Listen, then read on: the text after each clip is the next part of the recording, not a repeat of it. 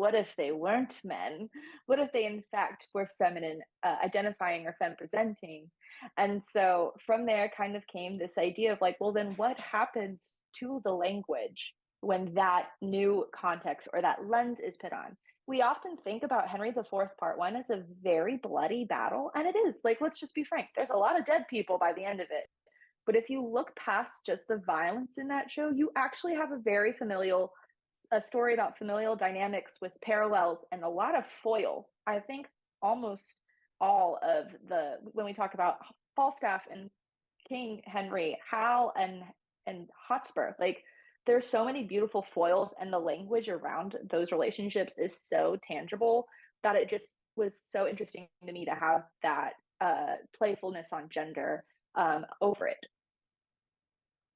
And of course, you have one of Shakespeare's really powerful, playful women in Hotspur's wife. Was that inspiring for you for this production? I don't actually. I love Lady Hotspur. Like I love her with my whole heart.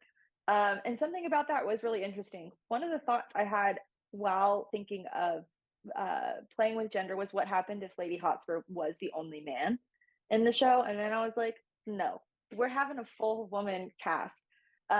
Especially knowing the history around how Shakespeare was performed, it was really interesting to me to have a full female cast rather than having a flipped gender cast, which is what often happens when you talk about regendering things.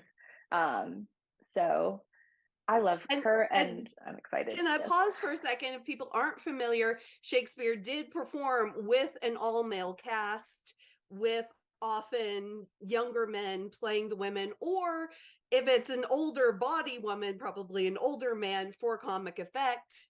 So yeah, that definitely does change the dynamic. And please continue. Oh yeah, no, and I think her being so feisty and so spirited really brought that like to the forward of like, yes, this this should be fun to do. So yeah, And Shakespeare likes feisty female characters. And Shakespeare does. Caitlin? Yes. Oh, yeah. Hi. Sorry, I just had to come back. Thank you guys for holding the fort down while I got YouTube online. So if you're watching us on Facebook Live and you think like, I don't want to look at this on my phone, you can also join us over on YouTube. That's youtube.com/Tennessee Stage. And that way you can watch and check it out there. It will also be here for posterity following the production here in just a few minutes. Yeah, so I think that one of the things that's really interesting and neat about this setup is that Maddie and I are both incredibly busy people, trying to do things like setting up our the foregoing New Play Festival, which has some exciting deadlines coming up here soon, and Maddie just having gotten finished with her directing senior piece, The Wolves, at Clarence Brown, or at UT under All Campus Theater. So when we decided, we're like, well, we really want to do a Shakespeare Out Loud this fall. We want to try to keep that tradition going that we've been able to do over the pandemic. And we had mentioned Henry the Fourth Part One and Mr. Parkhill on my lovely boss. Tom was like, oh, are you sure? And then Maddie And said, then let's do an all-female version. And Tom went, oh, okay. All right. That sounds good. But this show is something that we did just a few years ago. And in tying into Lady Hotspur being a big point of conversation for people, our Lady Hotspur, when we did the production out on Market Square several years ago, was Rain Palmer. And Rain Palmer is who's playing Hotspur this evening. And so I think that's one of those fun full round, full ways to come around instances. Our Prince Hal is coming to us from Asheville. Samantha Resnick, she's absolutely wonderful and new for the Tennessee Stage Company group. And what I'm going to do is jump off here for just a second and work on one of our actors who needs a little bit of technical help. So I'll let you guys take away with what I was just saying. Okay. so Well, yeah. Maddie, I was going to pick up on something that you said earlier about these spheres that people are in. Both the family atmosphere and the tavern they feel like boys clubs in a lot of ways, and part of that is because Shakespeare didn't have lots of actors who could play female presenting roles, and but also even for that there are not a huge number of women who are present in most of these scenes. Mm-mm. So how did that affect the choices that you made for this production? We talked a lot about the language around women. Any way you cut this show, there are going to be remarks about women and the behavior in maybe not the most beautiful of lights, um, but still, it felt wrong to just dismiss those remarks entirely. So we talked a decent amount of like, well, what does it mean when a woman does something like this? And when we have two opposing sides and the language women use against women is also there's our lovely Douglas. You're good. Hi. I love our Douglas. Also student at UT. We have a few students here repping, which is my favorite thing. Side note, going back to the topic. The language against women, we talked about how to use it because dismissing it entirely is to dismiss the text. And that's not anything I'm interested in exploring. Um, but we talked a lot about like, well, what does this mean when it's that woman? Oh, I'm not like that woman. I'm not like that girl. We often actually use the language of girl and rather woman when two people who are AFAB or woman uh, and all that talk about each other in a negative light. And so there is something to be said about those dynamics that, let's face it, we still have in the sphere of our world. I wish it was always women loving women, but rather it's women protecting women. And we have to kind of stick true to that too as well. It's a weird little dynamic we're playing in. I hope that explained it. Well, no, I think that that does explain it. I think the other thing that's important for us to recognize is that when we do shows like this, or when we do readings like this, because the whole point of this is Shakespeare out loud, right? For all of you to get to hear it in a show that doesn't probably get read that much because it does have a very heavy fight scene towards the end, right? So I think that one of the things that is important to recognize is that, like, when you hear this language coming out of the mouth of a femme presenting AFAB person or a person who looks like me, then maybe you question it. Language that coming from a man, you might go, boys will act like boys, or coming from a heavily male presenting performer, you might go, oh, like that's just how they talked back then. But when you hear me say that, your brain goes, oh, that hurt. I'm like, yeah, it does hurt, doesn't it? And so I think that that's incredibly important too, in regards to one of the reasons why Maddie and I wanted to do this. One of the things about this show as well is that Maddie and I wanted so badly to do this that when a lot of other people were busy or hanging out, or we had to reschedule a couple of times, for those of you who are like, wait a minute, I thought this already happened. We decided that this show would best be served by the most ensemble cast I think I've ever seen of this show. Every person in this show, with a few exceptions, only reads one part.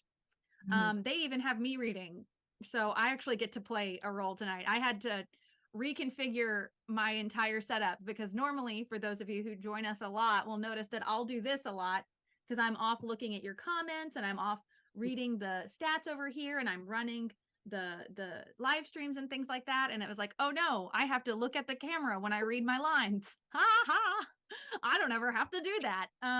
So Madison pulled one in on me to even get me to read. And now it's really unfortunate because now that I've read this part for Wooster, that's the part I want to play. So now I want to do it because I want to play this part. Because I think he's great. I love the predicament that he exists in directly, period. So I don't want to ruin it for you, but it's a lot of fun. It's really, really cool. So I know that Dr. Horn, dramaturgically speaking, I'm sure that you have seen a bajillion productions of this show. Oh no? No, I said a few. A few, yeah. So could you tell us a little bit about, dramaturgically speaking, like where the show exists? Like, are there other productions? I know there is another all-female production, which we definitely relied on heavily while we were going through and kind of making decisions, and while Madison was like really getting into the text, and that's the Donmar Warehouse production. It's great. Which, If you haven't seen it, it's a very delightful production, and it does a great kind of not twist, but a different lens, even with a full female cast. Yeah. One of the things that they did that we actually did not do was that they actually changed a lot of pronouns. So when they were referring to each other directly, they would refer to them as her, talking to other people who in the script are presented as male. And that's something that we chose not to do so that we could, kind of get that full effect of, like I said, the whole like, oh, that stung. I can't believe she said that, So that's something that we didn't do. But the Donmar Warehouse production was really a great influence to me in wanting to do this show and wanting a chance to hack at it with my own sword, and letting Madison like hold me back, because I was like, oh, let's change this, and Madison was like, no, stop it. Well, one thing that comes to mind with that, and definitely Phillida Lloyd's productions with the Donmar Warehouse, that's one of 3 that have been recorded with an all-female cast, along with The Tempest and Julius Caesar. They're all amazing. I highly recommend them. But it's presented as part of this series, and usually Henry IV Part 1, at least in our time period, is usually presented as part of a series of history plays, whether it's the first tetralogy, the fancy name for 4 plays in a row, or the whole thing, all 8 plays together of that history cycle. And so that would be the cycle, the War of the Roses cycle. Yes. So this is the play that kicks off the War of the Roses, or does that Richard II? It's let's see if I can get this right. It is no, Richard II is the earlier one, because yes, Richard II. The one that this goes with, Henry IV Part 1 and Part 2 are coming in right after Second. Right after Richard II, yes. because it's coming out of that. You get Bolingbroke overthrowing him and becoming the new king. Yeah. And then goes into Henry V, yes, which is often done on its own, and then that spins off into Henry VI Part 1, 2, and 3. If you think they were written in that order, they weren't. 2, then it got a sequel with 3, and then they did the prequel with 1. Prequels are nothing new. All right. I hope that everyone who does trivia wrote that down, because I guarantee you that'll show up on some Knox trivia page now that Jen has said it out loud. Oh, and I was just going to add, and Richard III comes right immediately after that. So sorry, I was getting my Richards confused. No, you're doing great. Richard II, the production that Madison actually co-directed with Tom Parkhill this past spring at Maybury Hazen House. So Madison, do you want to talk a little bit about plot-wise what happens in Richard II to lead us into this, as we're getting about 6 minutes away from curtain? Yeah, I would love to dig that part of my brain back up. Fun little fact, not a little fact, big fact, Rain Palmer, who is playing our Hotspur, who also played Lady Perseus, also played Richard II. So Hotspur is a very complex character right now for that little bit of history, even more so than he was before. So to sum up Richard II in, I don't know, a minute, you have Richard II. There's Bolingbroke. Bolingbroke wants the crown. There's a death that happens prior. Things are happening. Anyways, Bolingbroke then is like, great, we're going to do it. And there's a little bit of back and forth. And there's a little bit of talking back and forth. Not a lot of fighting. Richard wants nothing to do with fighting. He just wants to talk. And so... I'm a theater person, guys. Anyways. I'm really enjoying this. This is my favorite. I'm so sorry I'm making you flounder. For those of you who did join in, you'll remember that I'm the one who actually did the Shakesology on Richard II. I did a little mini one, and talked about the themes of the show more specifically, rather than kind of the whole bit of it. But yes, so Madison is right. And then there's this whole thing, and then they capture Richard, and then Anne and Richard get pulled apart, and it's awful. It makes me so sad. And then Richard is up in the tower, And then it's like, oh no, what's gonna happen? Guess who kills him? His best friend. And In our so production. in our Yeah, production, to be fair. Our production. Yeah. in our production, it was the best friend, which is why I'm talking about not the real text, just the production I watched. And The then production you co-directed. whatever I did. And then Amarl is like, I did this for you. And Bolingbroke is like, I didn't even want that. Who wants to go to a holy war? And that's where we leave off. So for those of you who would like the TLDR of Madison's, there's no way to TLDR this show. Richard II is the one of the final kings with a true reign to the crown. As a tie back, he believes very much in his eyes, right? He believes that he is the divine right and that he is given this spot because of God, and thus believes that he is, in a way, a god. Other people around don't like the way that Richard does things, as is wont to do. And so Bolingbroke and his comrades, almost all of who you will see in the show we're about to do, decide to do something about it. Bolingbroke becomes King Henry IV. So tonight you're going to see King Henry IV, and every time you think of that, think that's the guy that started the overthrow. That's the guy who overthrew Richard II. And that's why he has such a guilty conscience for all of this play and the next one. He even says at the very end of Richard II, one of his last lines is Bolingbroke saying, you know, I know that I've done this. Bolingbroke in Shakespeare's play convinces someone without saying it to kill Richard. And so that someone kills Richard, and then Bolingbroke is like, I never told you to kill Richard. And then he all of a sudden feels very guilty because Richard is dead and he's overthrown Richard. And so he says, you know what? We've got to go to Jerusalem. We have to go to the Holy Lands. We've got to go to Jerusalem to pay penance for my sins. And the opening of this play is him being like, crap, we can't go to Jerusalem because there's other stuff going on. And it is all of the people who he helped overthrow Richard are all like, wait a minute, maybe you're not a good king either. Maybe you need to be overthrown.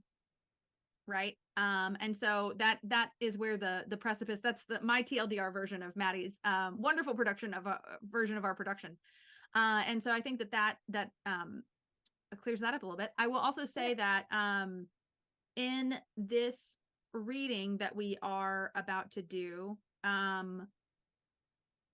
one of the other large, in the show in general, themes is about family and loyalty, right? So our cast of characters, this is the play where Queen Elizabeth first saw Falstaff, the drunken everyman that everybody loves.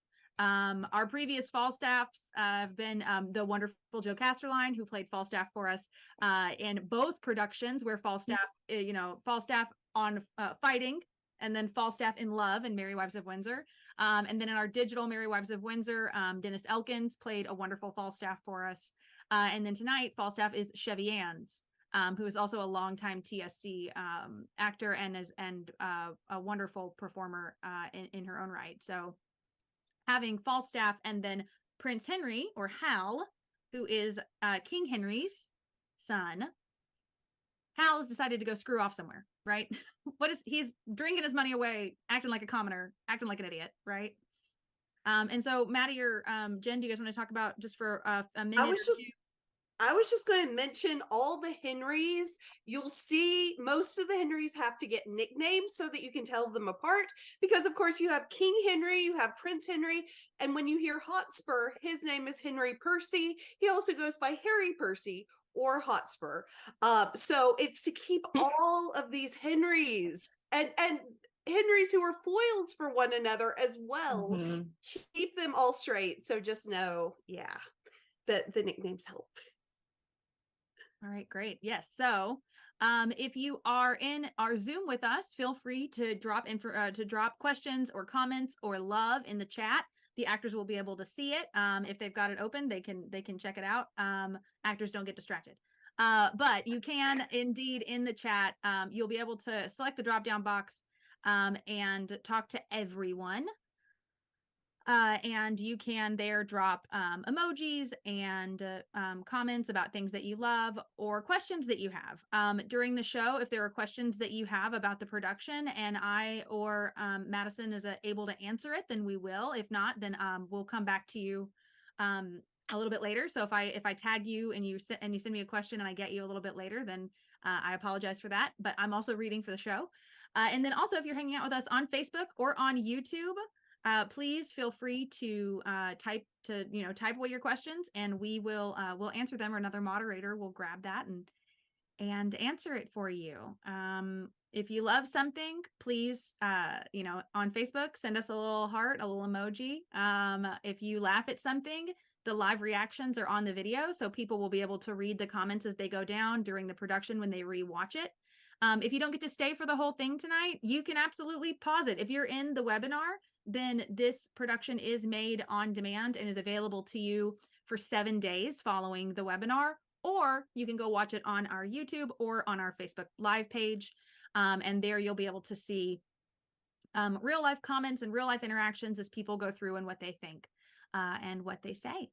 And as always, thank you for coming to see us. We are a 501c3, which means that all of the work that you're seeing today is part of our education and outreach program. These actors have all volunteered to do this thing with us so that we could provide an opportunity for listeners like you and donors like you to listen and hear Shakespeare out loud. This program was originally created by Dr. Jennifer Horn as part of our library series and has since morphed into this wonderful, interesting set of digital readings. We do hope to bring some back live soon to the libraries. If you're interested and you would love to come to the libraries and help us read Shakespeare, please let us know. Your input is one of the things that allows us as a company to continue to provide you with the education and outreach that reaches you most. You can also support our education outreach and all of our other programming by donating. You can find us on Venmo at Tennessee Stage, on PayPal at Tennessee Stage, and also on our Give Butter page or our website, www.tennesseestage.com.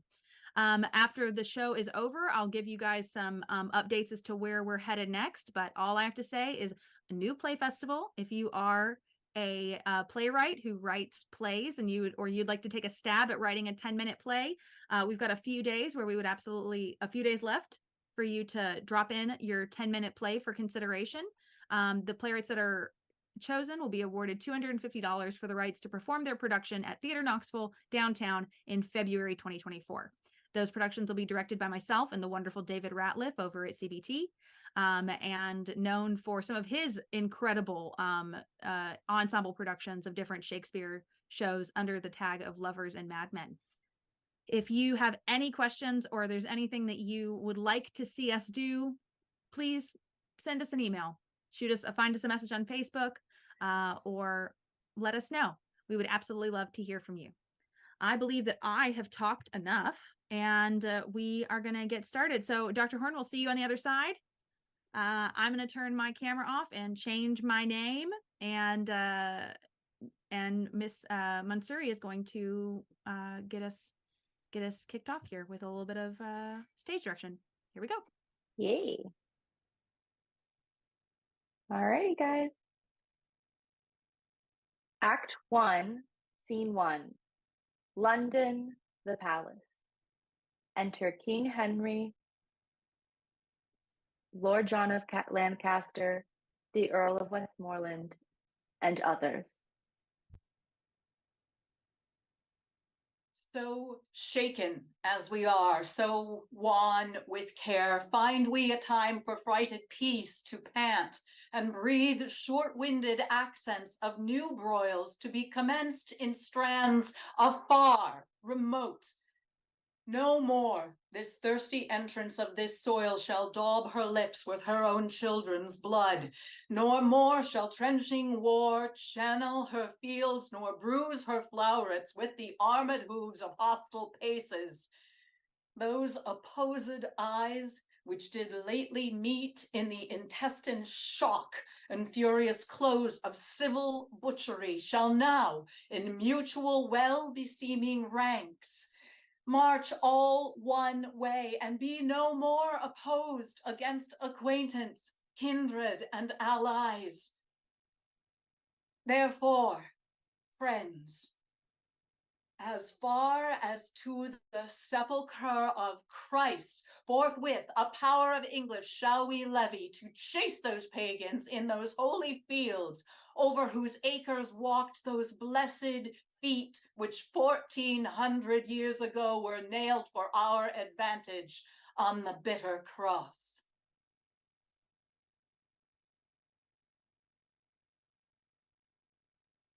Exit. Enter Act 1, Scene 2, London, the apartment of Prince Hal. Enter Falstaff and Hal. Now, Hal, what time of day is it, lad? What a devil hast thou to do with the time of the day? Unless hours were cups of sack, and minutes capons, and clocks the tongues of bawds, and dials the signs of leaping houses, and the blessed sun himself a fair hot wench in flame-colored taffeta. I see no reason why thou shouldst be so superfluous to demand the time of day. But, I prithee, sweet wag, shall there be gallows standing in England when thou art king? Do not thou, when thou art king, hang a thief. No, thou shalt. Shall I? Oh, rare. By the Lord, I'll be a brave judge. Thou judgest false already. I mean, thou shalt have the hanging of the thieves, and so become a rare hangman. Oh, well, Hal. Well, and in some sort it jumps with my humor as well as waiting in the court, I can tell you. But, Hal, I prithee, trouble me no more with vanity. I would to God thou and I knew where a commodity of good names were to be bought. An old lord of the council rated me the other day in the street about you, sir. But I marked him not, and yet he talked very wisely. But I regarded him not, and yet he talked wisely. And in the street, too. Thou didst well, for wisdom cries out in the streets, and no man regards it. Oh, thou hast done much harm upon me, Hal. God forgive thee for it. Hal, I knew nothing, and now I am, if a man should speak truly, little better than one of the wicked. I must give over this life, and I will give it over by the Lord. And I am a villain. I'll be damned for never a king's son in Christendom. Where shall we take a purse tomorrow, Jack? Zoons, where thou wilt, lad. I'll make one, and I do not call me villain and baffle me. I see a good amendment of life in thee, from praying to purse taking. Why, Hal, 'tis my vocation. How 'tis no sin for a man to labor in his vocation. Pines! Good morrow, Ned. Good morrow, sweet Hal. What says Monsieur Remorse? What says Sir John Sack and Sugar? My lads, tomorrow morning by 4 o'clock, early at Gadshill, there are pilgrims going to Canterbury with rich offerings and traders riding to London with fat purses. If you will go, I will stuff your purses full of crowns. And if you will not, tarry at home, be hanged. Hear ye, if I tarry at home and go not, I'll hang you for going. Oh, you will, Chops. How wilt thou make one? Who? I rob? I a thief? Not I, by my faith. That's neither honesty, manhood, nor good fellowship in thee, nor thou camest not of the royal blood, if thou darest not stand for 10 shillings. Well then, once in my days I'll be a madcap. Why, that's well said. Well, come what will, I'll tarry at home. By the Lord, I'll be a traitor then, when thou art king. I care not. Sir John, I prithee, leave the prince and me alone. I will lay him down such reasons for this adventure that he shall go. Well, God give thee the spirit of persuasion, and him the ears of profiting. Farewell, thou latter spring. Farewell, all hallowed summer. Now, my good, sweet honey lord, ride with us tomorrow. I have a jest to execute that I cannot manage alone. Falstaff, Bardolph, Peto, and Gadshield shall rob those men. Yourself and I will not be there. And when they have the booty, if you and I do not rob them, this head from my shoulders. Yea, but 'tis like that they will know us by our habits and by every other appointment to be ourselves. Cases of buckram for the nonce, to enmask our noted outward garments. Yea, but they will be too hard for us. Well, for two of them, I know them to be as true-bred cowards as ever turned back. And for the third, if he fight longer than he sees reason, I'll forswear arms. The virtue of this jest will be the incomprehensible lies that this same fat rogue will tell us when we meet at supper. Provide us all things necessary, and meet me tomorrow night in Eastcheap. Farewell. Ah, farewell, my lord. I know you all, and will a while uphold the unyoked humor of your idleness. Yet herein will I imitate the sun, who doth permit the base contagious clouds to smother up his beauty from the world, that when he please again to be himself, being wanted, he may be more wondered at, by breaking through the foul and ugly mists of vapors that did seem to strangle him. If all the year were playing holidays, to sport would be as tedious as to work. But when they seldom come, they wished for come, and nothing pleaseth but rare accidents. So when this loose behavior I throw off, and pay the debt I never promised, by how much better than my word I am, by so much shall I falsify men's hopes, and like bright metal on a sullen ground, my reformation glittering o'er my fault shall show more goodly and attract more eyes than that which hath no foil to set it off. I'll so offend to make offense a skill, redeeming time when men think least I will.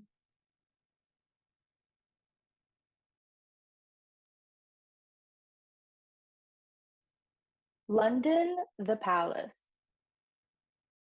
My liege, a post from Wales loaden with heavy news, whose worst was that the noble Mortimer, leading the men of Herefordshire to fight against the irregular and wild Glendower, was by the rude hands of that Welshman taken, 1,000 of our people butchered. It seems then that the tidings of this broil break off our business to Jerusalem. For more uneven and welcome news, the gallant Hotspur there, young Harry Percy, and brave Archibald, that ever valiant and approved Scot, had Holmdon met, where they did spend a sad and bloody hour, as by discharge of their artillery in shape of likelihood the news was told, for he that brought them in the very heated pride of their contention did take horse, uncertain of the issue anyway. Ah, here is the dear and true industrious friend, Sir Walter Blunt, new lighted from his horse, stained with the variation of each soil betwixt that Holmdon and this seat of ours, and he hath brought us smooth and welcome news. The Earl of Douglas is discomfited. 10,000 bold Scots, 22 knights, balked in their own blood did Sir Walter see on Holmesdon's plains. Of prisoners, Hotspur took Mordache, the Earl of Fife, an eldest son to Beaton Douglas, and the Earl of Athol, of Murray, Angus, and Monteith. And is this not an honorable spoil? A gallant prize, huh, cousin, is it not? Should be the father to so blessed a son who is the theme of honor's tongue, amongst a grove the very straightest plant, who is sweet fortune's minion and her pride, whilst I, by looking on the praise of him, see riot and dishonor stain the brow of my young Harry. Oh, that it could be proved that some night-tripping fairy had exchanged in cradle clothes our children where they lay, then would I have his Harry and he mine. Hey, what think you, coz, of this young Percy's pride? The prisoners which he in this adventure hath surprised, he is to his own use he keeps, and sends me word I shall have none but Mordake, Earl of Fife. That is his uncle's teaching. This is Worcester, benevolent to you in all aspects, which makes him prune himself and bristle up the crest of youth against your dignity. But I have sent for him to answer this. And for this cause a while we must neglect our holy purpose to Jerusalem. Cousin, on Wednesday next, our council we will hold at Windsor, so inform the lords. For more is to be said and to be done than out of anger can be uttered. London, the palace, the following Wednesday. My blood hath been too cold and intemperate, unapt to stir at these indignities. You tread upon my patience. But be sure I will from henceforth rather be myself, mighty and to be Our feared. house, my sovereign liege, little deserves the scourge of greatness to be used on it, and that same greatness too which our own hands have helped to make so portly. My lord. Worcester, get thee gone, for I do see danger and disobedience in thine eye. You have good leave to leave us. When we need your use and counsel, we shall send for you. You were about to speak. Yea, my good lord. Those prisoners in your highness's name demanded, which Harry Percy here took at Hold'em took, were, as he says, not with such strength denied as it delivered to your majesty. Either envy, therefore, or misprison is guilty of this fault, and not my son. My liege, I did deny no prisoners. But I remember when the fight was done, when I was dry with rage and extreme toil, breathless and faint, leaning upon my sword, came there a certain lord, neat and trimly dressed, fresh as a bridegroom, and his chin new reaped showed like a stubble land at harvest home. He was perfumed like a milliner with many holiday and lady terms. He questioned me, amongst the rest, demanded my prisoners in your majesty's behalf. I then, all smarting with my wounds being cold, to be so pestered with a popinjay, out of my grief and my impatience, answered neglectingly, I know not what, he should or he should not. For he made me mad to see him shine so brisk and smell so sweet and talk so like a waiting gentlewoman. This bald, unjointed chat of his, my lord, I answered indirectly, as I said, and I beseech you, let not his report come current for an accusation betwixt my love and your high majesty. Circumstance considered, good my lord, whate'er Lord Harry Percy then had said, to such a person and in such a place at such a time with all the rest retold, may reasonably die and never rise, to do him wrong or any way impeach what then he said, so he unsay it now. Why, yet he doth deny his prisoners, but with proviso and exception, that we at our own cost shall ransom straight his brother-in-law, the foolish Mortimer, who on my soul hath willfully betrayed the lives of those that he did lead to fight against that great magician damned Glendower, whose daughter, as we hear the Earl of March hath lately married. Shall our coffers then be emptied to redeem a traitor home? No, on the barren mountain let him starve. For I shall never hold that man my friend, whose tongue shall ask me for 1 penny cost to ransom home revolted Mortimer. Revolted Mortimer! He never did fall off, my sovereign liege, but by the chance of war. Then let not him be slandered with revolt. Let me not hear you speak of Mortimer. Send me your prisoners with the speediest means, or you shall hear in such a kind from me as will displease you. My Lord Northumberland, we license your departure with your son. Send us your prisoners, or you will hear of it. And if the devil come and roar for them, I will not shind them. I will after straight and tell him so, for I will ease my heart, albeit I make a hazard of my head.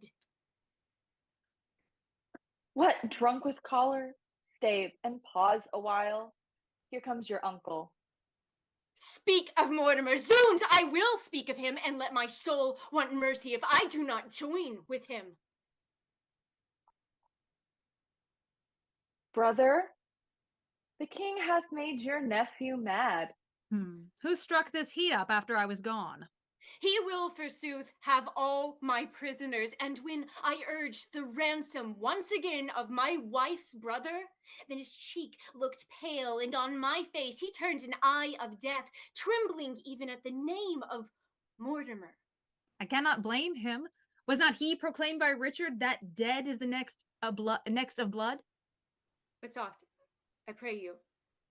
Did King Richard then proclaim my brother Edmund Mortimer heir to the crown? He did.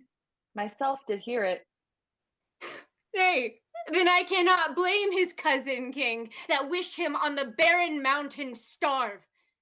But shall it be that you that set the crown upon the head of this forgetful man, and for his sake wear the detested blot of murderous subordination? Shall it be? Shall it for shame be spoken in these days that men of your nobility and power did gauge them both in an unjust behalf to put down Richard, that sweet, lovely rose, and plant this thorn, this canker Bolingbroke? Revenge the jeering and disdained contempt of this proud king. Show studies day and night to answer all the debt he owes to you, even with the bloody payment of your deaths. Therefore, say cousin, I, say no more. send danger from the east unto the west, so honor cross it from the north to south, and let them grapple. Oh, the blood more stirs to rouse a lion than to start a hare. Imagination of some great exploit drives him beyond the bounds of patience. He apprehends a world of figures here, but not the form of what he should attend. Good cousin, give me audience for a while. Those same noble Scots that are your prisoners. By God, he shall not have a Scot of them. I'll keep them by this hand. You start away and lend no ear unto my purposes. Those prisoners you shall keep. He said he would not ransom Mortimer, forbade my tongue to speak of Mortimer. I'll have a starling shall be taught to speak nothing but Mortimer, Mortimer, Mortimer, and give to him to keep his anger still in motion. Hear you, cousin, a word. All studies here I solemnly defy, save how to gall and pinch this Bolingbroke, and that same sword and buckler, Prince of Wales. But that I think his father loves him not, and would be glad he met with some mischance. Farewell, kinsman. I'll talk to you when you have better temper to attend. Why, what a wasp-stung and impatient fool art thou to break into this woman's mood, tying thine ear to no tongue but thine own. I am whipped and scourged with rods when I hear of this vile politician Bolingbroke. In Richard's time, where I first bowed my knee unto this king of smiles, this Bolingbroke, when you and he came back from Ravensburg, why, what a candy deal of courtesy this fawning greyhound then did proffer me. Oh, gentle Harry Percy and kind cousin, the devil take such cousiners. God forgive me. Good uncle. Tell your tale. I have done. Then once more unto your Scottish prisoners. Deliver them up without their ransom straight, and make the Douglas's son your only mean for power in Scotland. You, my Lord Northumberland, your son is in Scotland being thus employed, shall secretly unto the bosom creep of that same noble prelate well beloved, the Archbishop of York, who bears hard his brother's death at Bristol, the Lord Scroop. I speak this not in estimation of what it might be, but what I know. Before the game is afoot, thou still dost slip. Why, it cannot choose but be a noble plot. And then the power of Scotland and of York to join with Mortimer. Ha! Oh, let the hours be short till fields and blows and groans applaud our support.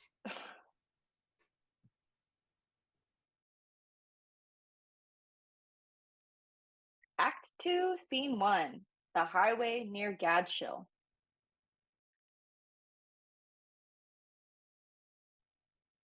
Shelter! I've removed Falstaff's horse, and he tracks like a gummed velvet. Stand close. Poins! Poins and be hanged, poins! Peace, ye fat-kidneyed rascal! What a brawling dost thou keep? Where's Poins, Hal? He has walked up to the top of the hill. I'll go seek him. Poins! Hal! A plague upon you both! Bardolph, Pito! Whew, a plague upon you all! Give me my horse, you rogues! Give me my horse and be hanged! Peace, ye fat guts! Lie down. Lie thine ear close to the ground, and list if thou canst hear the tread of travelers. Have you any levers to lift me up again, being down? Stand. So do I, against my will.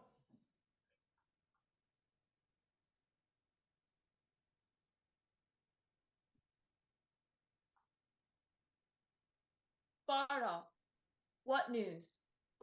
On with your vizards! There's money of the king's coming down the hill. It is going to the king's exchequer. You lie, ye rogue. 'Tis going to the king's tavern. There's enough to make us all. To be hanged. Sirs, you four shall front them in the narrow lane. Ned Poins and I will walk lower. If they escape from your encounter, then they light on us. Sirrah, Jack, thy horse stands behind the hedge. When thou needest him, there thou shalt find him. Farewell, and stand fast. Now I cannot strike him if I should be hanged. Ned, where are our disguises? Here, hard by, stand close.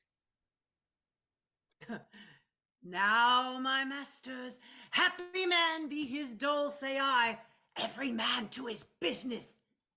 Come, neighbor, we'll walk afoot a while. And thus take and ease our legs. Stand! Strike! Down with them! Cut the villains' throats! Ah, horse-sung caterpillars! Bacon-fed knaves! Down with them! Fleece them! We are undone! Oh, hang ye, you gar-bellied knaves! On, bacons, on! Oh, you are grand jurors, are ye? We'll jure ye, faith! Oh. The thieves have bound the true men. Now could thou and I rob the thieves and go merrily to London, it would be argument for a week, laughter for a month, and a good jest forever.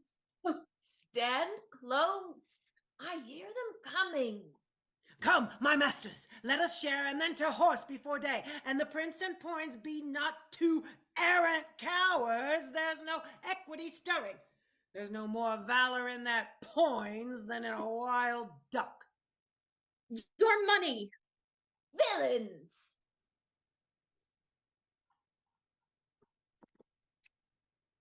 Got with much ease. Were it not for laughing, I should pity him. How the rogue roared!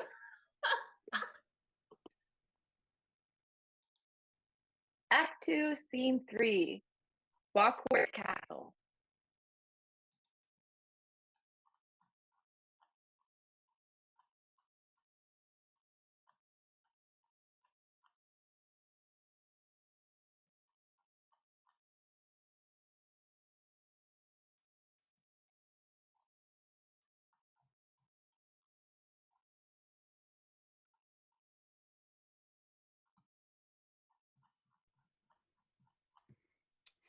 But for mine own part, my lord, I would be contented to be there. In respect of the love I bear your house. He could be contented. Why is he not then? In respect of the love he bears our house. He shows in this, he loves his own barn better than he loves our house. The purpose you undertake is dangerous. Oh, why that's certain. 'Tis dangerous to take a cold, to sleep, to drink. But I tell you, my lord fool, out of this nettle, danger, we pluck this flower, safety. The purpose you undertake is dangerous. The friends you have named uncertain. The time itself unsorted, and your whole plot too light for the counterpoise of so great an opposition. Say you so? Say you so?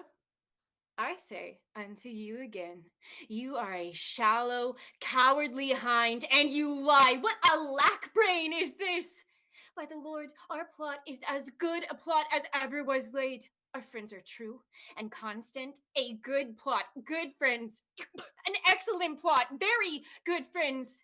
Is there not my father, my uncle, and myself, Lord Edmund Mortimer, my Lord of York, and Owen Glendower? Is there not besides the Douglas?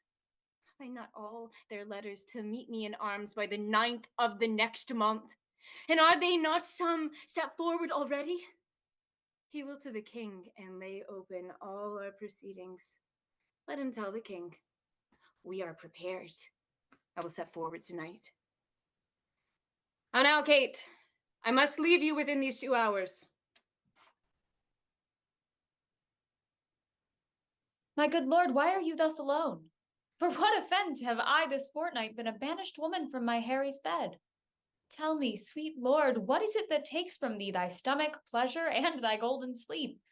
Why dost thou bend thine eyes upon the earth and start so often when thou sittst alone? In thy faint slumbers I by thee have watched, and heard thee murmur tales of iron wars, and heard all the currents of a heady fight.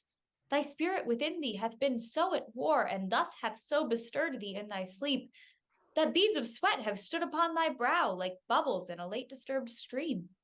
And in thy face strange motions have appeared, such as we see that men restrain their breath on some great sudden hest. Oh, what portencies are these? Some heavy business that hath my lord in hand, and I must know it, else he loves me not. What ho! Is Gilliam's with the packet gone? Yes, my lord, but an hour ago. Hath Butler brought those horses from the sheriff? 1 horse, my lord. He brought them even now. What horse? Roan, a copier, is it not? It is, my lord. That roan shall be my throne. Bid Butler lead him forth into the park. But hear you, my lord. What sayest thou, my lady? What is it carries you away? Why, my horse, my love, my horse. Out, you mad-headed ape! A weasel hath not such a deal of spleen as you are tossed with. In faith, I'll know your business, Harry. And that I will. I fear my brother Mortimer doth stir about his title and hath sent for you to line his enterprise. But if you go... So far afoot I shall be weary, love. Come, come, you parakeeto, answer me directly unto this question that I ask. In faith, I'll break thy little finger, Harry, and if that will not tell me all things true. Away, away, you trifler, love!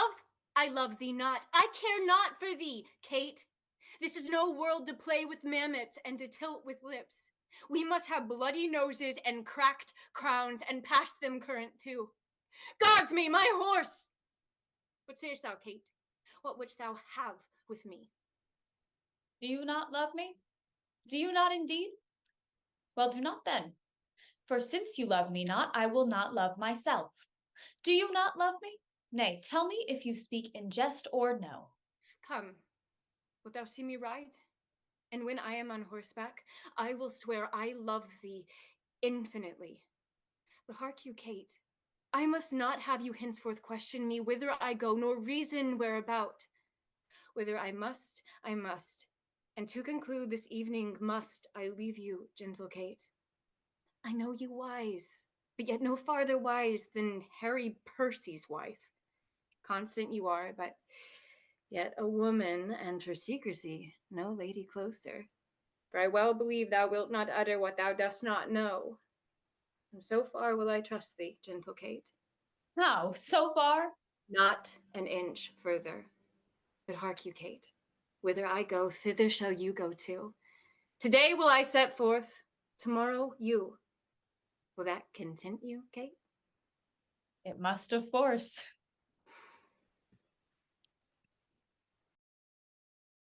Act 2, Scene 4, The Boar's Head Tavern, East Cheap.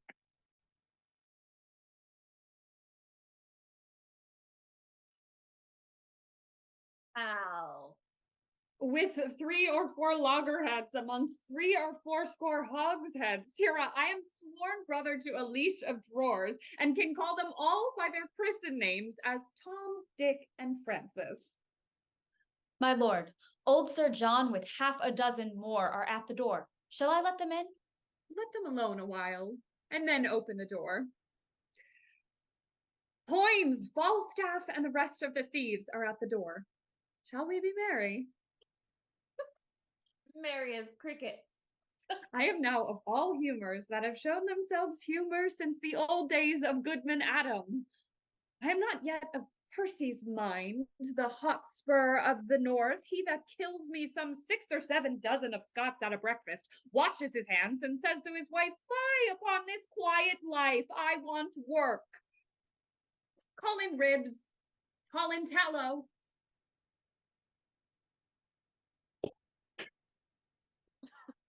Welcome, Jack.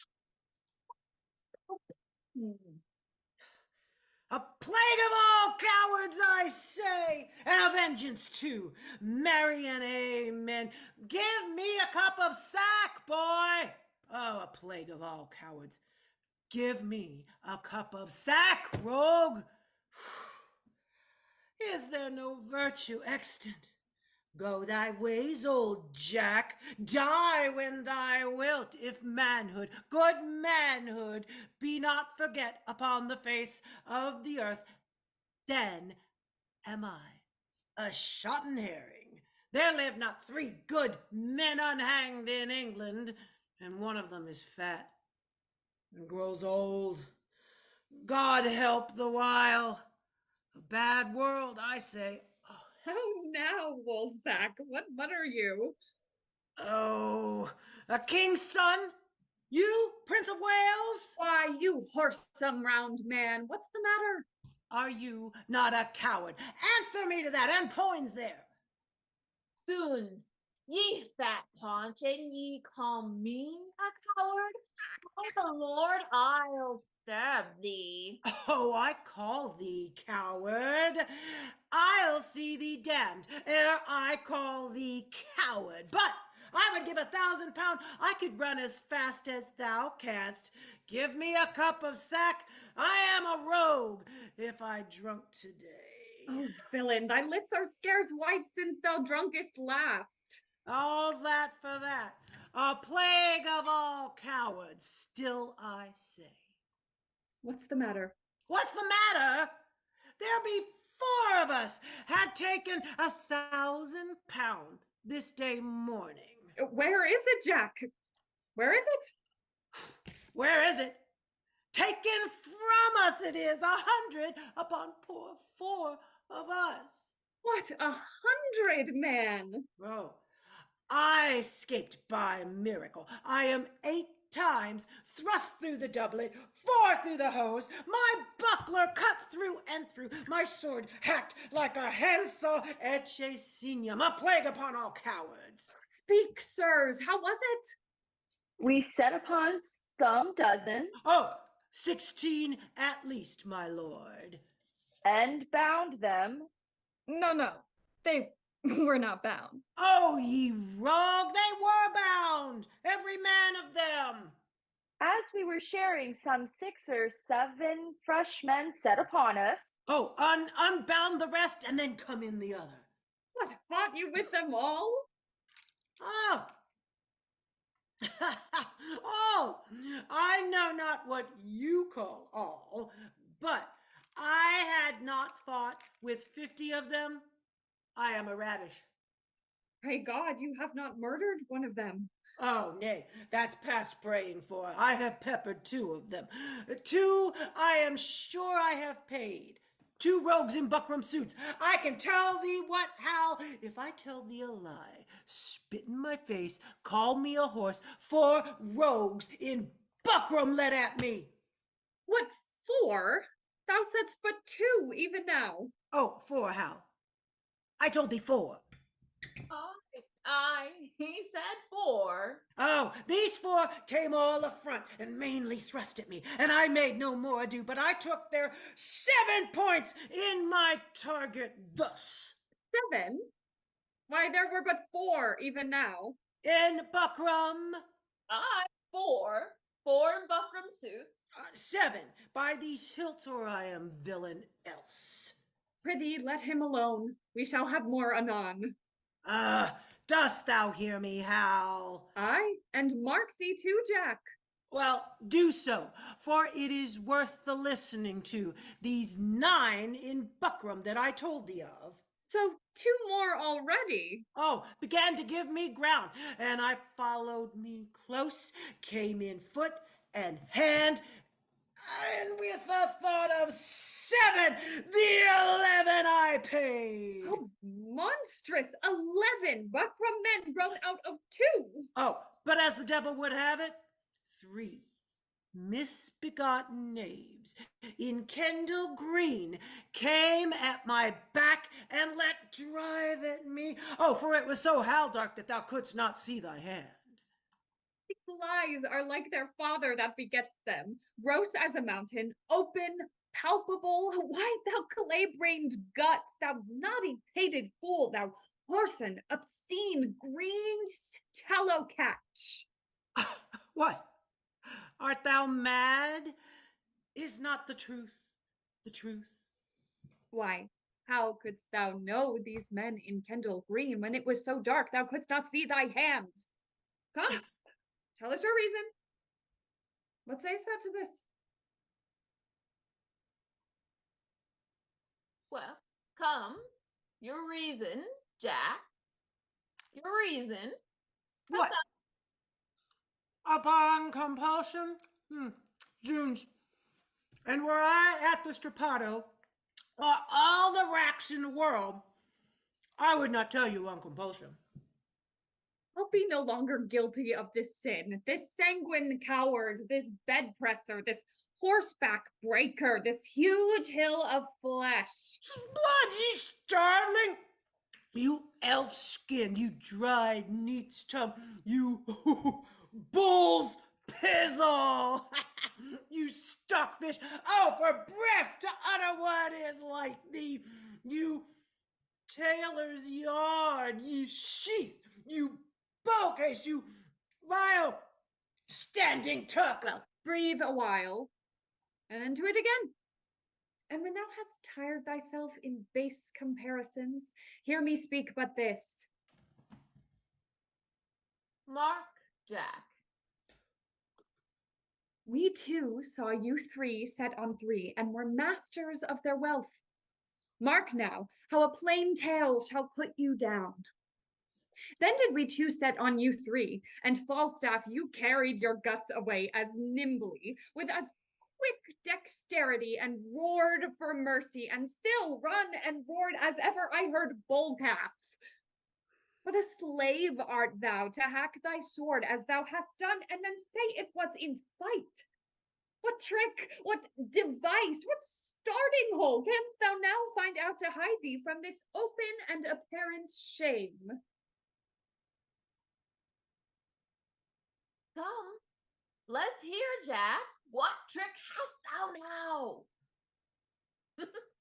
By the Lord, I knew ye, as well as he that made ye. Why, was it for me to kill the heir apparent, should I turn upon the true prince? Why, thou knowest I am as valiant as Hercules, but beware instinct, the lion will not touch the true prince. Instinct is a great matter. I was now a coward on instinct. I shall think the better of myself and thee during my life. I for a valiant lion, and thou for a true prince. But by the Lords, lads, I am glad you have the money. Gallant lads, boys, hearts of gold, all the titles of good fellowship come to you. What? Shall we be merry? Oh, shall we have a play extempore? Content, and the argument shall be thy running away. No more of that howl and that lovest me.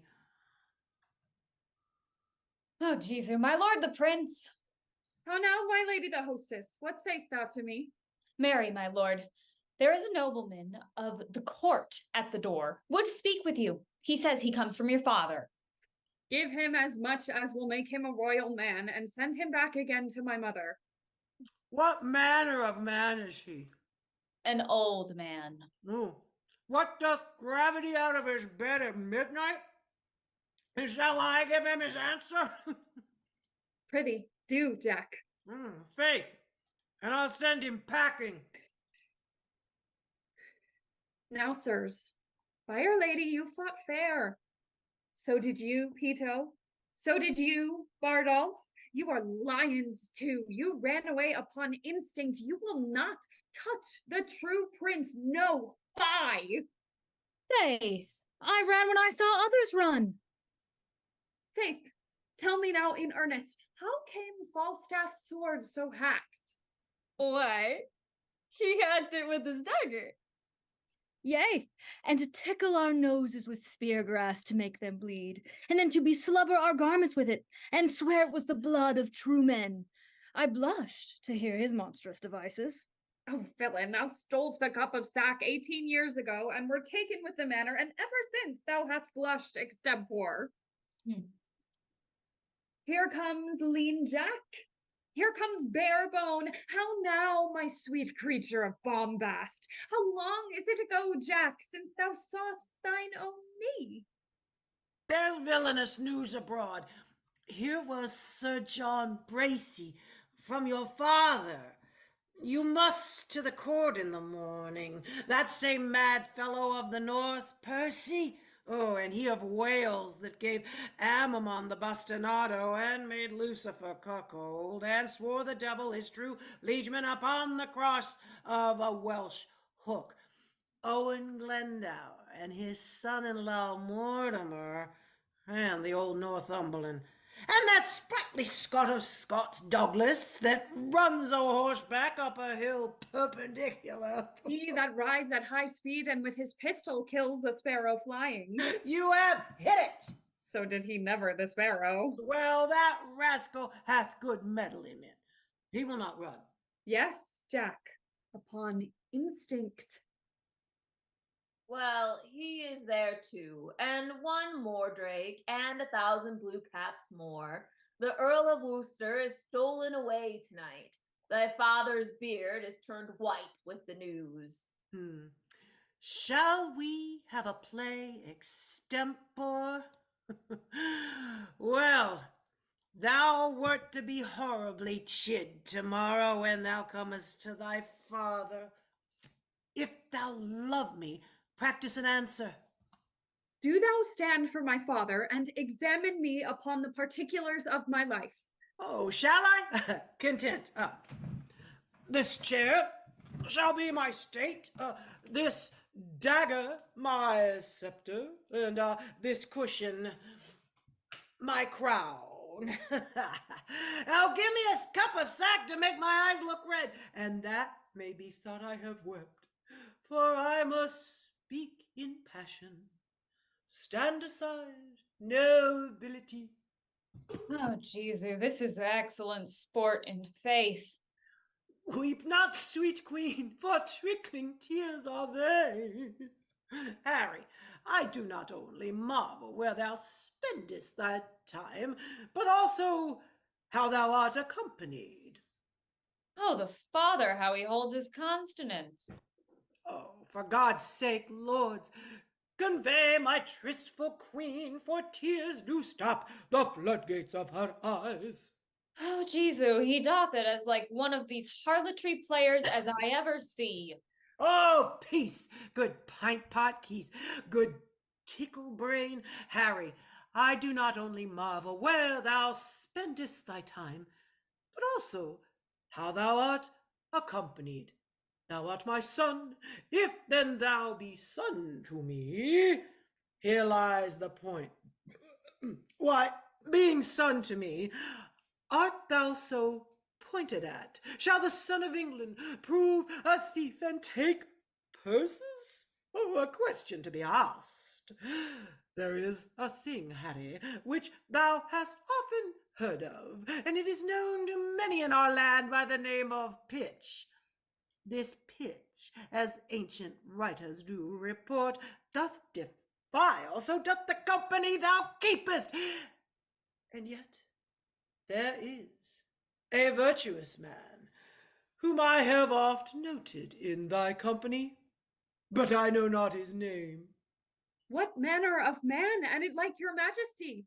Oh, a good portly man in faith, and a corpulent, of a cheerful look, a pleasing eye, and a most noble carriage, and as I think his age some 50, or by a lady inclining to 60. And now I remember me, his name is Falstaff. If that man should be lewdly given, he deceiveth me, for, Harry, I see virtue in his looks. Him keep with, the rest banish. Dost thou speak like a king? Do thou stand for me, and I'll play my father. Depose me? Well, here I am set. And here I stand, judge, my masters. Now, Harry, whence come you? My noble lord, from Eastcheap. The complaints I hear of thee are grievous. Sblood, my lord, they are false. Nay, I'll tickle ye for a young prince in faith. There is a devil haunts thee in the likeness of an old fat man. A ton of man is thy companion. Why dost thou converse with that trunk of humors, that bolting hutch of beastliness, that swollen parcel of dropsies, that huge bombard of sack, that stuffed cloak bag of guts, that roasted Manningtree ox, that grey iniquity, that father ruffian, that vanity in years? Wherein is he good but to taste sack and drink it? Wherein neat and cleanly but to carve a capon and eat it? Wherein cunning but in craft? Wherein crafty but in villainy? Wherein villainous but in all things? Wherein worthy but in nothing? I would your grace would take me with you. Who means your grace? That villainous, abominable misleader of youth, Falstaff. My lord, the man I know. I know thou dost. But to say I know more harm in him than in myself were to say more than I know. That he is old, the more the pity. His white hairs do witness it. But that he is, saving your reverence, a whoremaster, that I utterly deny. If sack and sugar be a fault, God help the wicked. If it to be old and merry a sin, then many an old host that I know is damned. If to be fat is to be hated, then Pharaoh's lean kine are to be loved. Oh, no, my good lord, banish Peto, banish Bardolph, banish Poins, but for sweet Jack Falstaff kind. Jack Falstaff, true Jack Falstaff, valiant Jack Falstaff, and therefore more valiant, being as he is old Jack Falstaff. Banish not him, thy Harry's company. Banish not him, thy Harry's company. Banish Plump Jack and banish all the world. I do. I will. Oh, my lord, the sheriff with the most monstrous watch is at the door. Out, ye rogue, play out the play. I have much to say in behalf of that Falstaff. Hi, what's the matter? The sheriff and all the watch are at the door. They are come to search the house. Shall I let them in? Go, hide thee behind the arras, then the rest walk above. Now, for a true face and a good conscience. Oh, both of which I have had, but their date is out. Therefore, I'll hide me. Call in the sheriff. Now, Master Sheriff, what is your will with me? First, pardon me, my lord. A hue and cry hath followed certain men unto this house. What men? Oh, one of them is well known, my gracious lord, a gross fat man, as fat as butter. The man, I do assure you, is not here, for I myself at this time have employed him. And Sheriff, I will engage my word to thee, that I will by tomorrow dinner time send him to answer thee, or any man, for anything he shall be charged withal. And so, let me entreat you, leave the house. I will, my lord. There are two gentlemen have in this robbery lost 300 marks. It may be so. If he have robbed these men, he shall be answerable. And so, farewell. Oh, good night, my lord, my noble lord. I think it is good morrow, is it not? Oh, indeed, my lord, I think it be 2 o'clock. This oily rascal is known as well as Paul's. Go, call him forth. Falstaff! Fast asleep behind the arras and snorting like a horse? Hark, how hard he fetches breath. Search his pockets. What hast thou found? Nothing but papers, my lord. Let's see what they be. Read them. Item: a capo, 2 shillings and 4 ducats. Item: sauce, 4 ducats. Item: shack, 2 gallons, 5 shillings and 8 ducats. Item: anchovies in sack after supper, 2 shillings and 6 ducats. Item: bread, ob. Monstrous, but 1/2 penny worth of bread to this intolerable deal of sack. What there is else, keep close. We'll read it at more advantage. There let him sleep till day. I'll to the court in the morning. We must all to the wars. I'll procure this fat rogue a charge afoot. The money shall be paid back again with advantage. Good morrow, Peto. Good morrow. Good, my lord. Act 3, Scene 1. Bangor, the Archdeacon's house. These promises are fair. The parties, sure, in our induction full of prosperous hope. Lord Mortimer and Cousin Glendower, will you sit down? And Uncle Worcester, a plague upon it, I have forgot the map. No, here it is. Sit, Cousin Percy, sit, good Cousin Hotspur. For by that name, as oft as King Henry doth speak of you, his cheek looks pale, and with a rising sigh he wisheth you in heaven. And you in hell as oft as he hears Owen Glendower spoke of. I cannot blame him. At my nativity, the frame and huge foundation of the earth shake it like a coward.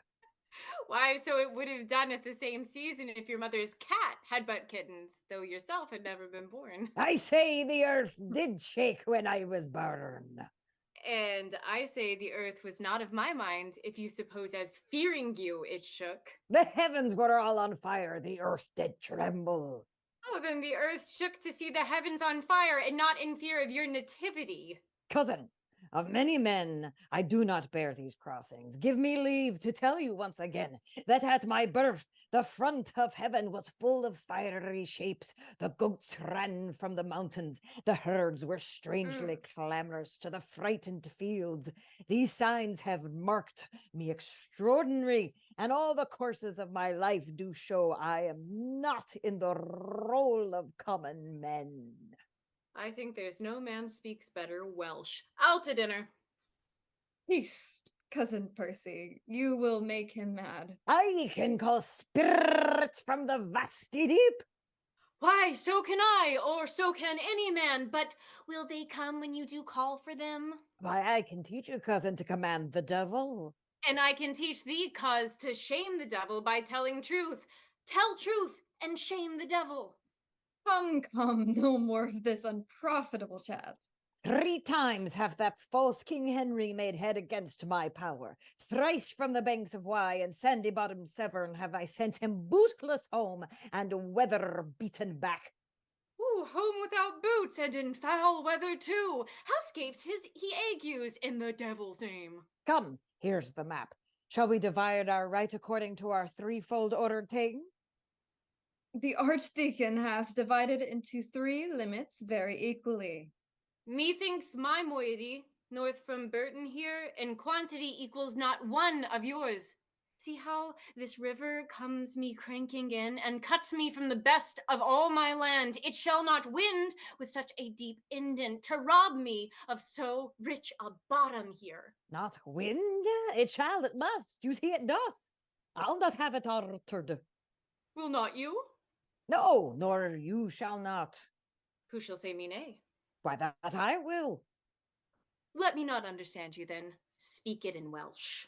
I can speak English, Lord, as well as you, for I was trained up in the English court, where being but young, I framed to the harp many an English ditty lovely well, and gave the tongue a helpful ornament, a virtue that was never seen in you. Merry, and I am glad of it with all my heart. I had rather be a kitten and cry mew than one of these same meter ballad mongers. Come, you shall have turned. I do not care. Shall we be gone? The moon shines fair. You may away by night. I'll tell your wives of your departure hence. I am afraid my daughter will run mad, so much she doteth on her Mortimer.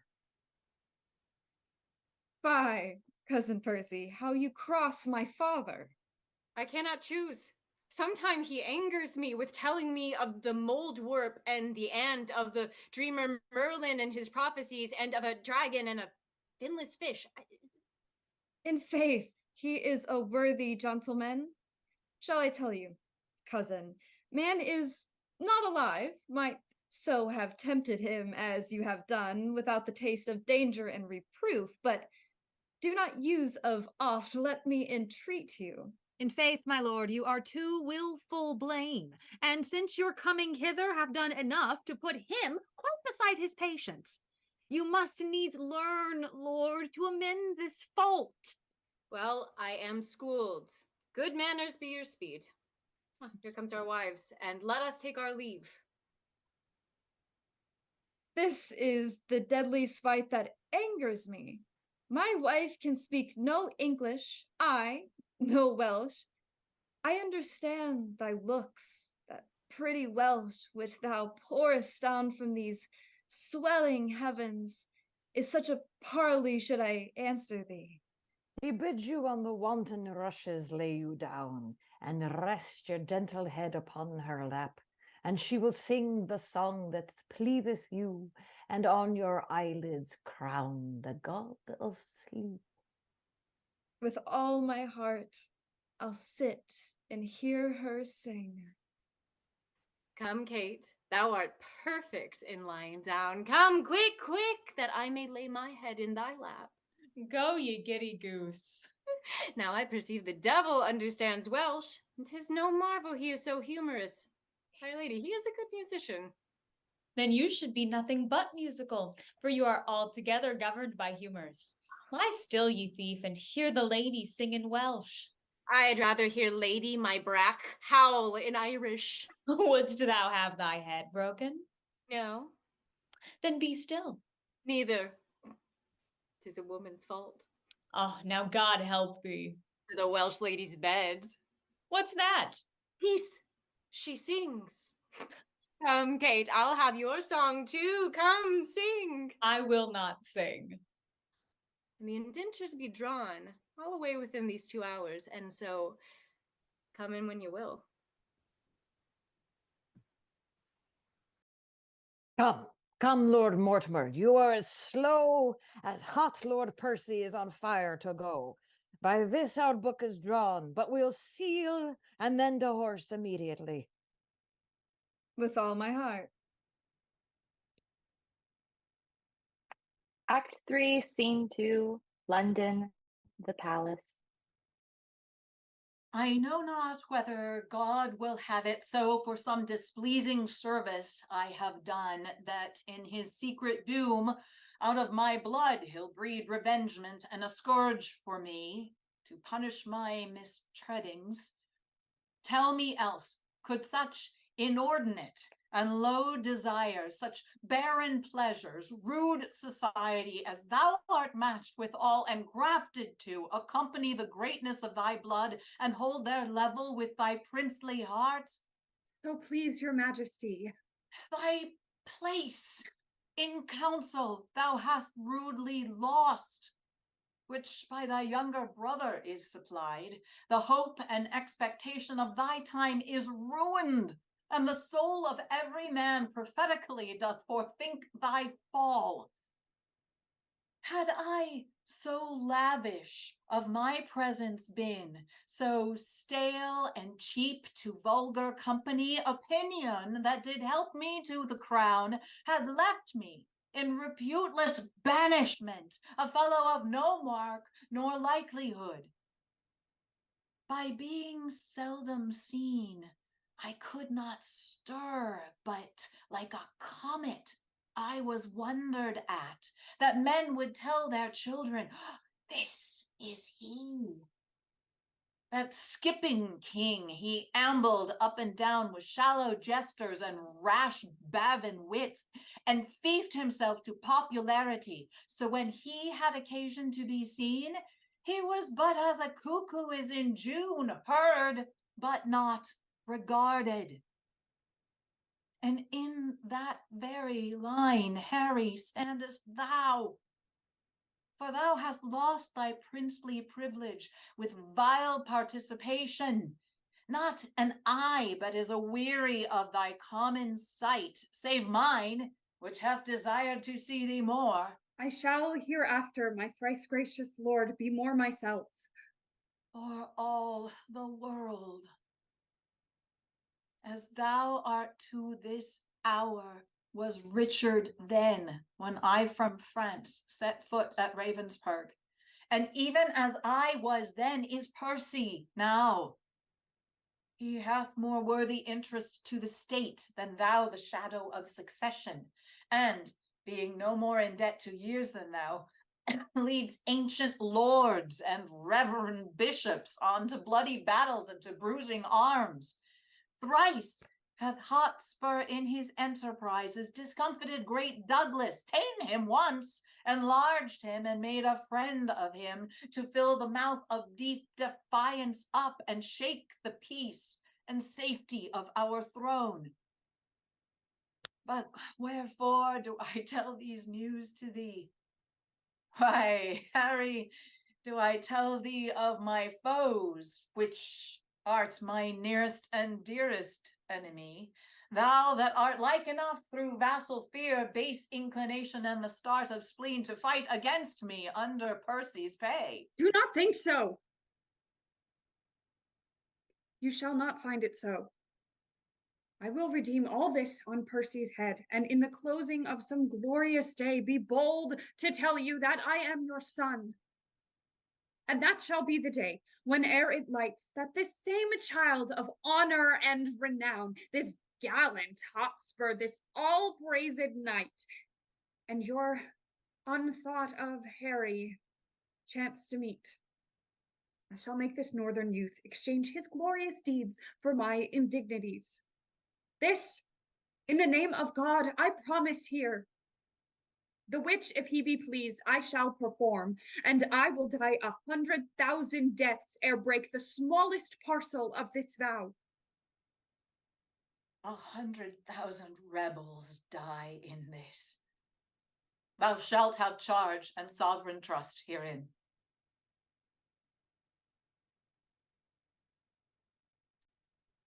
Act 3, Scene 2, East Cheap, the Boar's Head Tavern.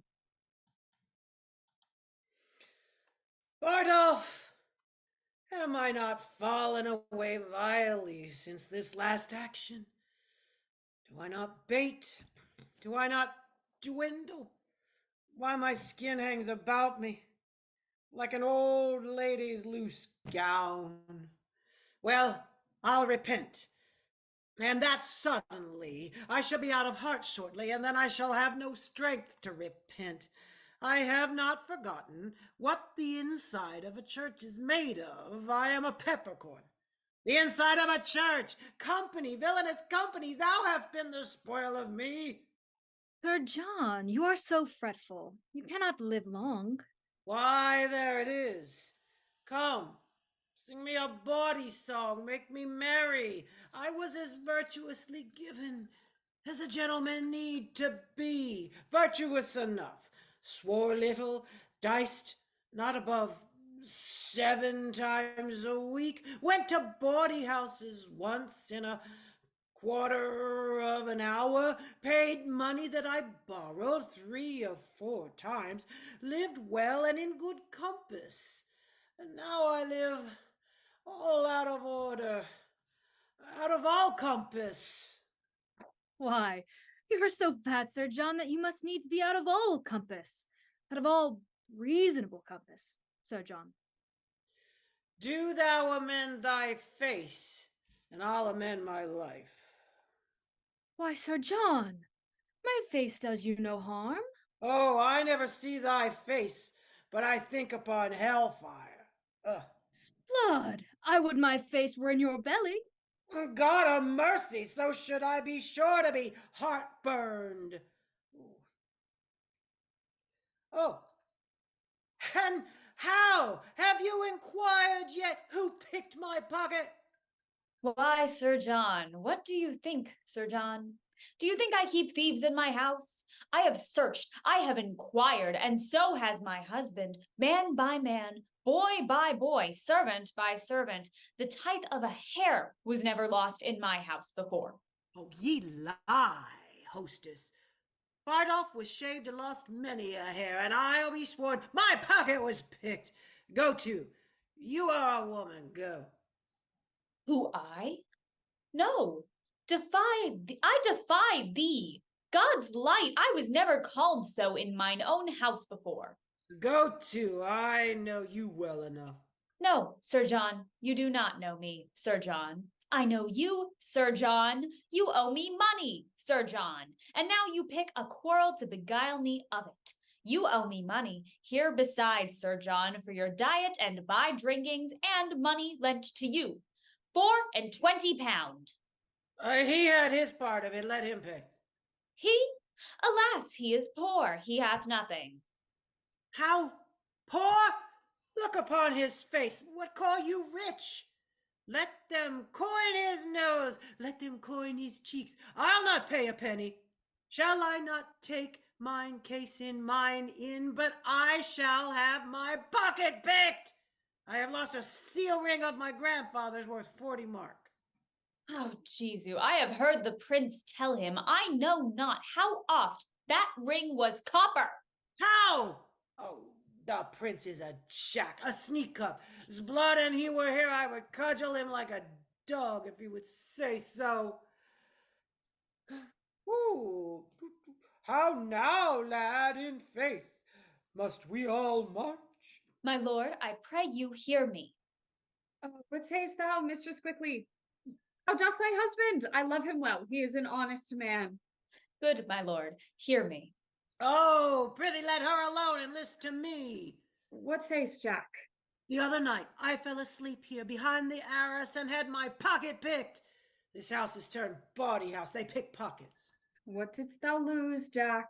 Wilt thou believe me, Hal? 3 or 4 bonds of £40 apiece, and a seal ring of my grandfather's. A trifle, some 8-penny matter. So I told him, my lord, and I said I heard your grace say so. And, my lord, he speaks most vilely of you. Like a foul-mouthed man as he is, he said he would cudgel you. What? He did not. There's neither faith, truth, nor womanhood in me else. Oh, there's no more faith in thee than in a stewed prune. Go, you thing, go. Say, what thing? What thing? What thing? Why, a thing to thank God on. I am no thing to thank God on. I would thou shouldst know it. I am an honest man's wife, and setting thy knighthood aside, thou art a knave to call me so. Setting thy womanhood aside, thou art a beast to say otherwise. Say what beast, thou knave? Thou? What beast? Why, an otter. An otter, Sir John. Why an otter? Why, she's neither fish nor flesh. A man not knows where to have her. Thou art an unjust man in saying so. Thou or any man knows where to have me, thou knave, thou. Thou sayest true, hostess, and he slanders thee most grossly. So he doth you, my lord, and said this other day you ought him 1,000 pound. Sirrah, do I owe you 1,000 pound? 1,000 pound, ha! 1,000,000. Thy love is worth 1,000,000. Thou owest me thy love. Nay, my lord, he called you Jack and said he would cudgel you. Oh, did I, Bardolph? Indeed, Sir John. You said so. Oh, yes, if he said my ring was copper. I say 'tis copper. Darest thou be as good as thy word now? Why, how thou knowest, as thou art but man, I dare, but as thou art prince, I fear thee as I fear the roaring of a lion's whelp. And why not as the lion? The king is to be feared as the lion. Dost thou think I'll fear thee as I fear thy father? But, Sirrah, there's no room for faith, truth, nor honesty in this bosom of thine. It is all filled up with guts and midriff. Charge an honest woman with picking thy pocket. Why, thou whoreson, impudent, embossed rascal, if there were anything in thy pocket but tavern reckonings, memorandums of bawdy houses, and 1 poor pennyworth of sugar candy to make thee long-winded, art thou not ashamed? How? Thou knowest in the state of innocency Adam fell, and what should poor Jack Falstaff do in the days of villainy? Thou seest, I have more flesh than another man, and therefore more frailty. You confess, then, you picked my pocket. It appears so by the story.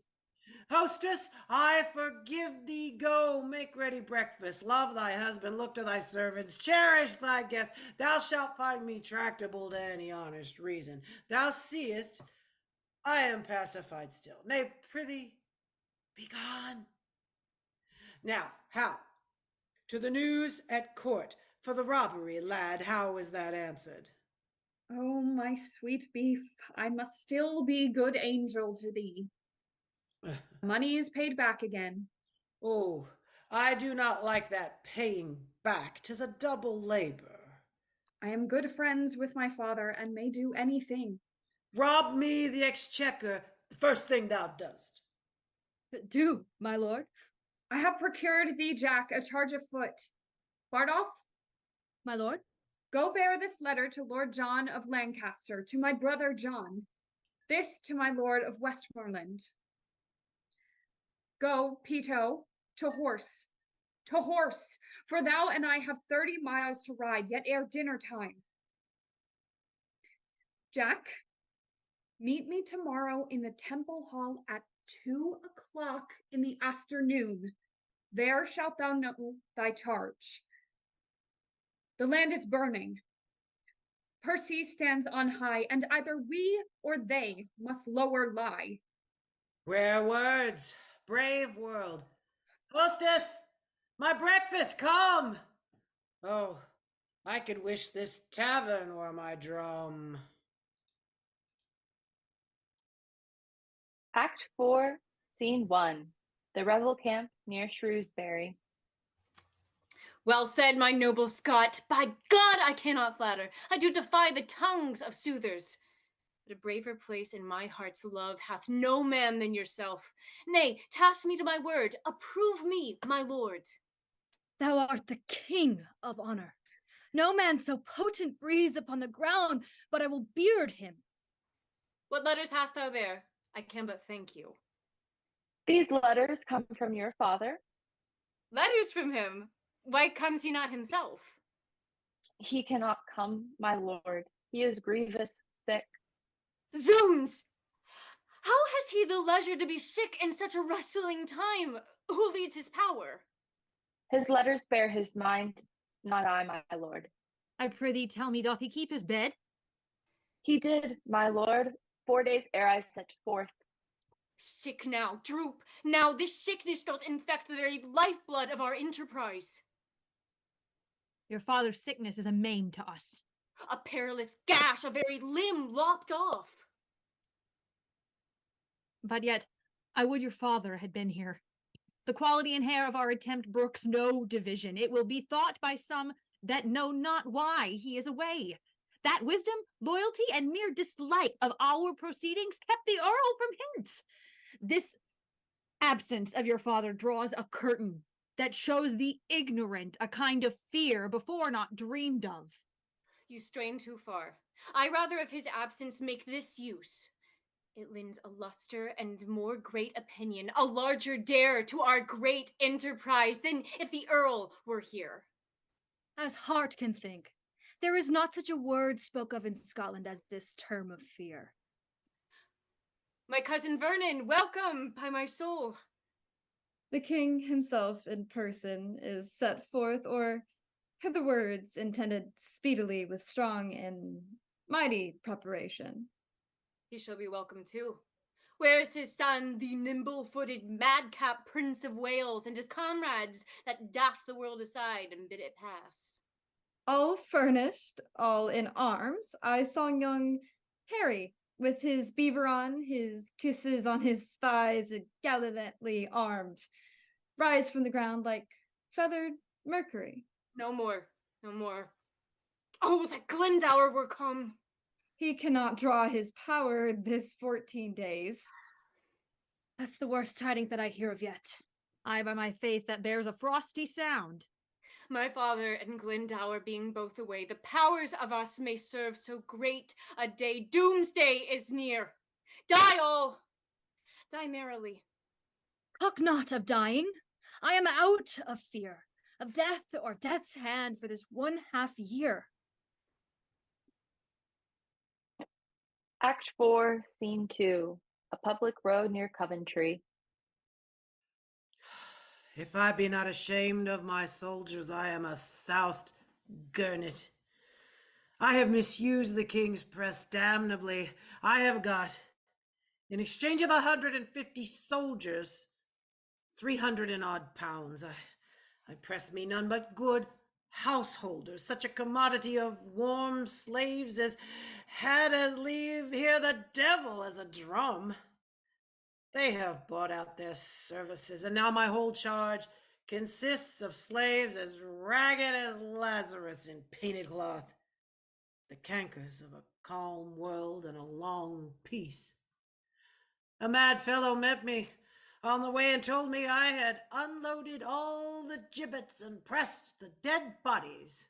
The villains march wide betwixt the legs as if they had shackles on. How now, Blown Jack? How now, Quilt? What how? How now, mad wag? What a devil dost thou in Warwickshire? My good lord of Westmoreland, I cry you mercy. I thought your honor had already been at Shrewsbury.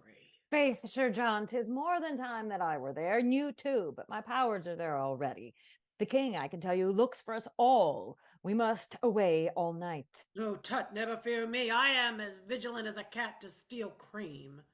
I think to steal cream indeed, for thy theft hath already made thee butter.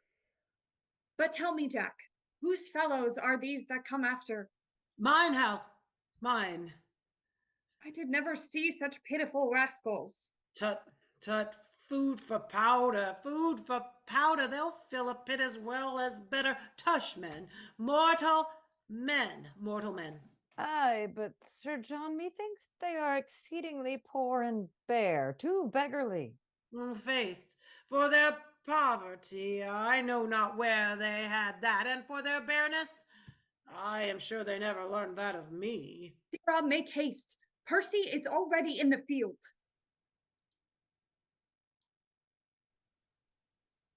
Act 4, Scene 3, the rebel camp. We'll fight with him tonight. It may not be. You give him then the advantage. Not a whit. Why say you so? Looks he not for supply? So do we. His is certain, ours is doubtful. Good cousin, be advised, stir not tonight. Huh? Do not, my lord. You do not counsel well. You speak it out of fear and cold heart. Do me no slander, Douglas. By my life, and I dare well maintain it with my life. Let it be seen tomorrow in the battle. Which of us fears? Yea, or tonight.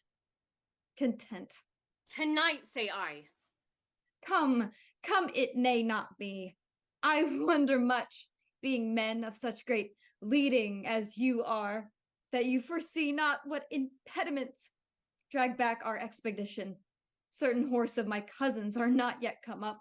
Your uncle Worcester's horse came but today, and now their pride and mettle is asleep. Their courage with hard labor tame and dull, that not a horse is half the half of himself. So are the horses of the enemy. The number of the kings exceedeth ours. For God's sake, cousin, stay till they come in. Ah. Sir Walter Blunt, come you? I come with gracious offers from the king. Welcome, Sir Walter Blunt, and would to God you were of our determination. And God defend, but still I should stand so. But to my charge the king hath sent to know the nature of your griefs, and whereupon you conjure the breast of civil peace. Such bold hostility, if that the king have any way your good deserts forgot, he bids you name your griefs, and with all speed you shall have your desires, with interest and pardon, absolute for yourself and these herein misled by your suggestion. The king is kind, and while we know the king knows at what time to promise, when to pay. My father and my uncle and myself did give him that same royalty he wears. And when he was not 26 strong, sick in the world's regard, wretched and low, a poor, unminded outlaw sneaking home, my father gave him welcome to the shore. And when he heard him swear and vow to God, he came but to be Duke of Lancaster. My father, in kind heart and pity moved, swore him assistance and performed it too. Now when the lords and barons of the realms perceived Northumberland did lean on him, the more and less came in with cap and knee. He presently, as greatness knows itself, steps me a little higher than his vow made to my father, takes on him to reform his country's wrongs. And by this face, this seeming brow of justice, did he win the hearts of all that he did angle for. Tut, I came not to hear this. Then to the point, and short time after, he deposed the king. Soon after that, deprived him of his life, and in the neck of that tasked the whole state. Disgraced me in my happy victory, sought to entrap me by intelligence, raided mine uncle from the council board, enraged, dismissed my father from the court, broke oath on oath, committed wrong on wrong, and in conclusion drove us to seek out this head of safety, and withal to pry into his title, the which we find too indirect for long continuance. Shall I return this answer to the king? Not so, Sir Walter. We'll withdraw a while, and in the morning early shall my uncle bring him our purposes. And so, farewell. I would you would accept of grace and love. And maybe so we shall. Pray God you do. Act 5, Scene 1, King Henry IV's camp near Shrewsbury. Oh, now, my lord of Worcester, 'tis not well that you and I should meet upon such terms as now we meet. You have deceived our trust and made us doff our easy robes of peace. This is not well, my lord. This is not well.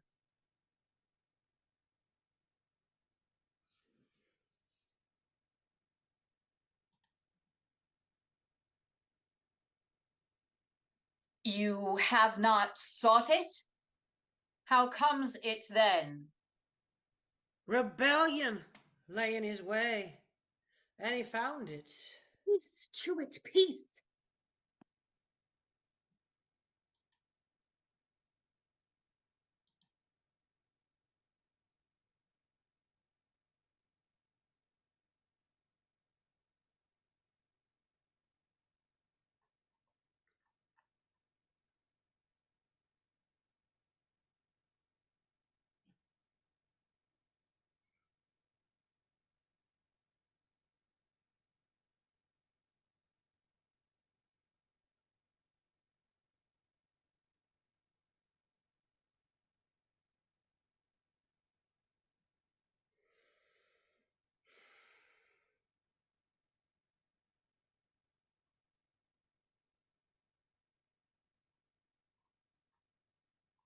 In both your armies there is many a soul shall pay full dearly for this encounter, if once they join in trial. Tell your nephew, the Prince of Wales doth join with all the world in praise of Henry Percy. I do not think a braver gentleman, more daring or more bold, is now alive.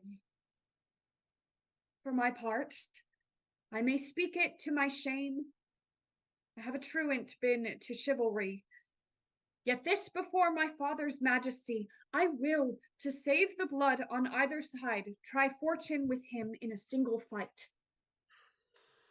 We love our people well, even those we love that are misled upon our cousin's part. And will they take the offer of our grace? Both he and they and you, every man shall be my friend again, and I'll be his. So be gone. We offer fair. Take it advisedly.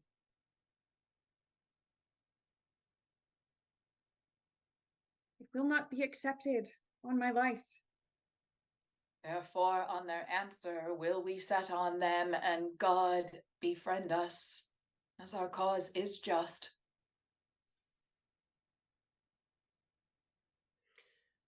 I would 'twere bedtime, Hal, and all well. Why, thou owest God a death. 'Tis not due yet. I would be loath to pay him before his day. What need I be so forward with him that calls not on me? Well, 'tis no matter. Honor pricks me on. Yea, but how if honor prick me off when I come on? How then?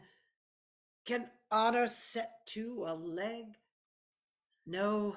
Or an arm? No. Or take away the grief of a wound? No. What is in that word? Honor. What is that honor? Air. Trim reckoning. Who hath it? He that died a Wednesday. Doth he feel it? No. Doth he hear it? No. 'Tis insensible then. Yea, to the dead. But will it not live with the living? No. Why? Detraction will not suffer it. Therefore I'll none of it. Honor is a mere scutcheon, and so ends my catechism. Act 5, Scene 2, The Rebel Camp. No, my nephew must not know, Vernon, the liberal and kind offering of the king. No. We're best heated. Then are we all undone? It is not possible, it cannot be. The king should keep his word in loving us. My nephew's trespass may well be forgotten. It hath the excuse of youth and the heat of blood, and all of his offences live upon my head and on his father's. We did train him on, and his corruption being taken from us, we, as the spring of all, shall pay all. Therefore, good cousin, let not Hotspur know, in any case, the offer of the king. Spare my life. Deliver what you will. I'll say 'tis so. Here comes your cousin. Uncle, what news? The king will bid you battle presently, and there's no seemingly mercy in the king. Did you beg any? God forbid! The Prince of Wales stepped forth before the king and nephew, challenged you to single fight. How showed his tasking? Seemed it in contempt? No, by my soul. I never in my life did hear a challenge urged more modestly. Cousin, I think thou art enamored on his follies. Arm with speed. And fellows, soldiers, friends, better consider what you have to do than I, that have not well the gift of tongue, can lift your blood up with persuasion. Oh, gentlemen, the time of life is short, and if we live to tread on kings. If die, brave death when princes die with us. Now, for our consciences, the arms are fair with the intent of bearing them is just. Act 5, Scene 3, Plain between the camps.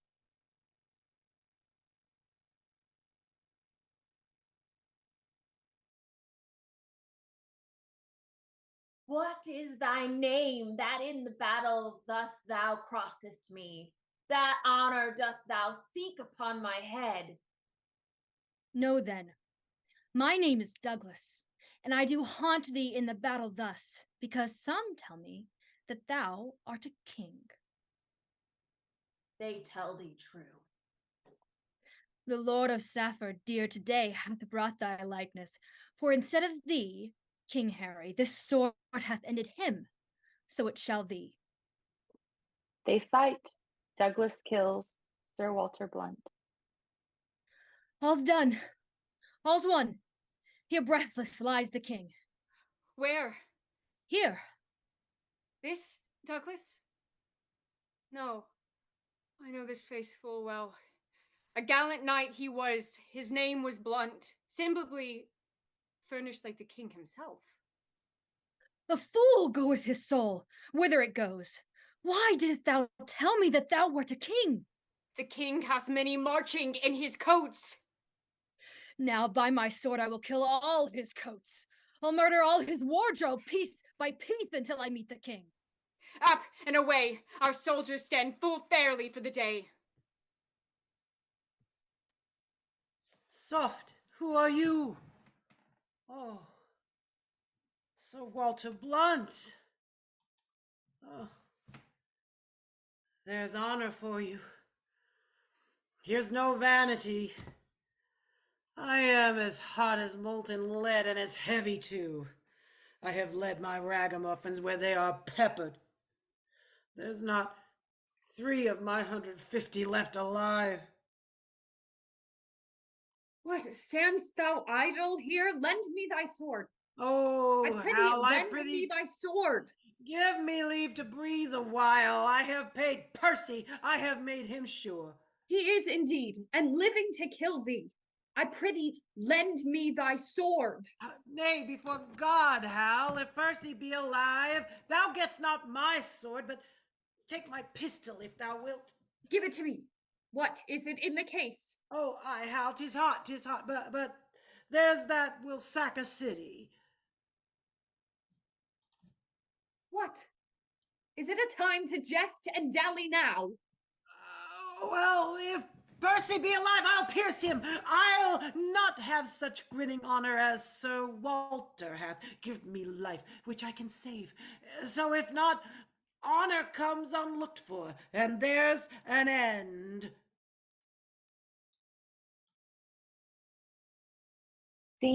Act 5, Scene 4, another part of the field. I prithee, Harry, withdraw thyself, thou bleeds too much.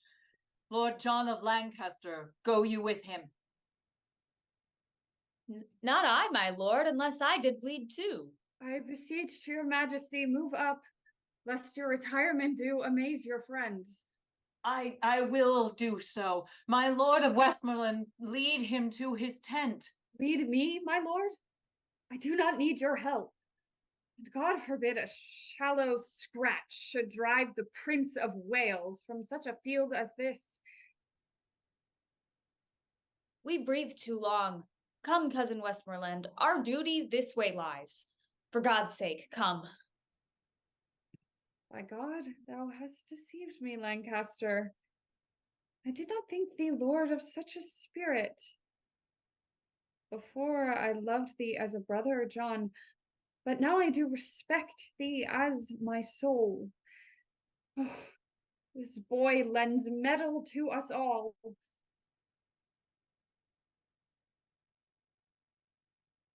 Another king. I am Douglas. What art thou? Thou counterfeits the person of a king. The king himself, who Douglas grieves at heart, so many of his shadows thou hast met. I will assay thee, so defend thyself. They fight. King Henry is in danger. Prince Hal enters. Douglas fights with him. Douglas flees. Cheerly, my lord, how fares your grace? Stay and breathe a while. Thou hast redeemed thy lost opinion, and showed thou makest some tender of my life in this fair rescue thou hast brought to me.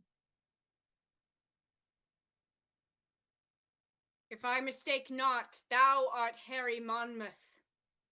Thou speakst as if I would deny my name. My name is Harry Percy. Why, then I see a very valiant rebel of the name. I am the Prince of Wales, and think not, Percy, to share with me in glory any more. 2 stars keep not their motion in one sphere, nor can one England brook a double reign of Harry Percy and the Prince of Wales. Nor shall it, Harry, for the hour is come to end the one of us, and would to God thy name in arms was now as great as mine. I'll make it greater ere I part from thee, and all the budding honors on thy crest I'll crop to make a garland for my head. I can no longer brook thy vanities. They fight. Well said, Hal! To it, Hal! You shall find no boys' play here, I can tell you. Douglas enters. He fights with Falstaff, who falls down as if he were dead. Hotspur is wounded and falls. Oh, Harry, thou hast robbed me of my youth. I better brook the loss of brittle life in those proud titles thou hast won of me. They wound my thoughts worse than sword my flesh. Percy, thou art dust and food for... Hotspur dies. For worms, brave Percy. Fare thee well, great heart. Ill-weaved ambition, how much art thou shrunk? When that this body did contain a spirit, a kingdom for it was too small a bound. But now 2 paces of the vilest earth is room enough. This earth that bears thee dead bears not alive so stout a gentleman. Adieu, and take thy praise with thee to heaven, thy ignominy sleep with thee in the grave, but not remembered in thy epitaph. What? Old acquaintance, could not all this flesh keep in a little life? Poor Jack, farewell. I could have better spared a better man. Embowelled will I see thee by and by. Till then in blood by noble Percy lie. Embowelled! If thou embowel me today, I'll give you leave to powder me and eat me too. Tomorrow, oh, the better part of valor is discretion. In the which better part, I have saved my life. Zoons, I am afraid of this gunpowder Percy, though he be dead. How? If he should counterfeit too and rise, by my faith, I am afraid he would prove the better counterfeit. Therefore, I'll make him sure, yea, I'll swear I killed him. Why, may not he rise as well as I? Nothing confutes me but eyes, and nobody sees me. Therefore, sirrah, with a new wound in your thigh, come you along with me. He takes Hotspur up on his back. Come, brother John, full bravely hast thou fleshed thy maiden sword. But soft. Whom have we here? Did you not tell me this fat man was dead? I did. I saw him dead, breathless and bleeding on the ground. Art thou alive? Thou art now not what thou seemst. Oh, no, that's certain. I am not a double man. But if I be not Jack Falstaff, then I am a Jack. There is Percy. If your father will do me any honor, so. If not, let him kill the next Percy himself. I look to be either Earl or Duke, I can assure you. Why, Percy I killed myself, and saw thee dead. Oh, didst thou? Oh, Lord, how this world is given to lying. I grant you, I was down and out of breath, but so was he. But we both rose at an instant and fought an hour long by the Shrewsbury clock. And if I may be believed so, or if not, let them that should reward valor bear the sin upon their own heads. I'll take it upon my death. I gave him this wound in the thigh. If the man were alive and would deny it, zoons, I would make him eat a piece of my sword. This is the strangest tale that I ever heard. This is the strangest fellow, brother John. Come, bring your luggage nobly on your back. For my part, if a lie may do thee grace, I'll gild it with the happiest terms I have.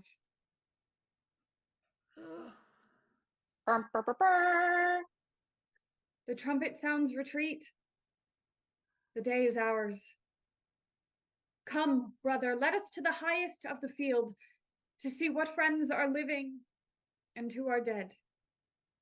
I'll follow, as they say, for reward. He that rewards me, God reward him. If I do grow great, I'll grow less, for I'll purge and leave sack and live cleanly as a nobleman should do.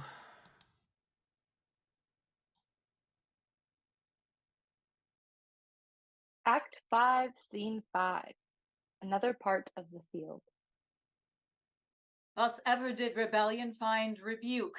Ill-spirited Worcester, did not we send grace, pardon, and terms of love to all of you? And wouldst thou turn our offers contrary? A noble earl and many a creature else had been alive this hour, if like a Christian thou hadst truly borne betwixt our armies true intelligence.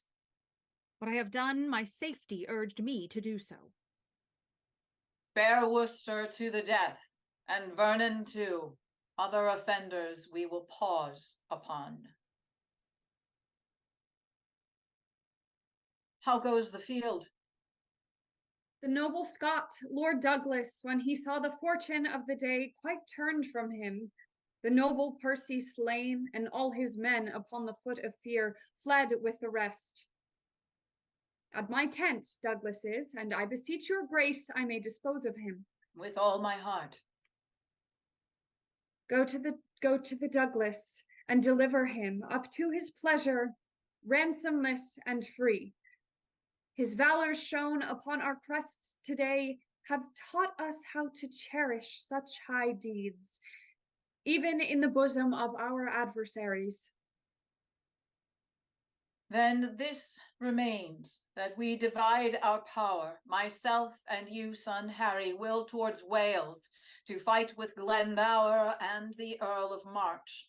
Rebellion in this land shall lose his sway, meeting the check of such another day. And since this business so fair is done, let us not leave till all our own be won.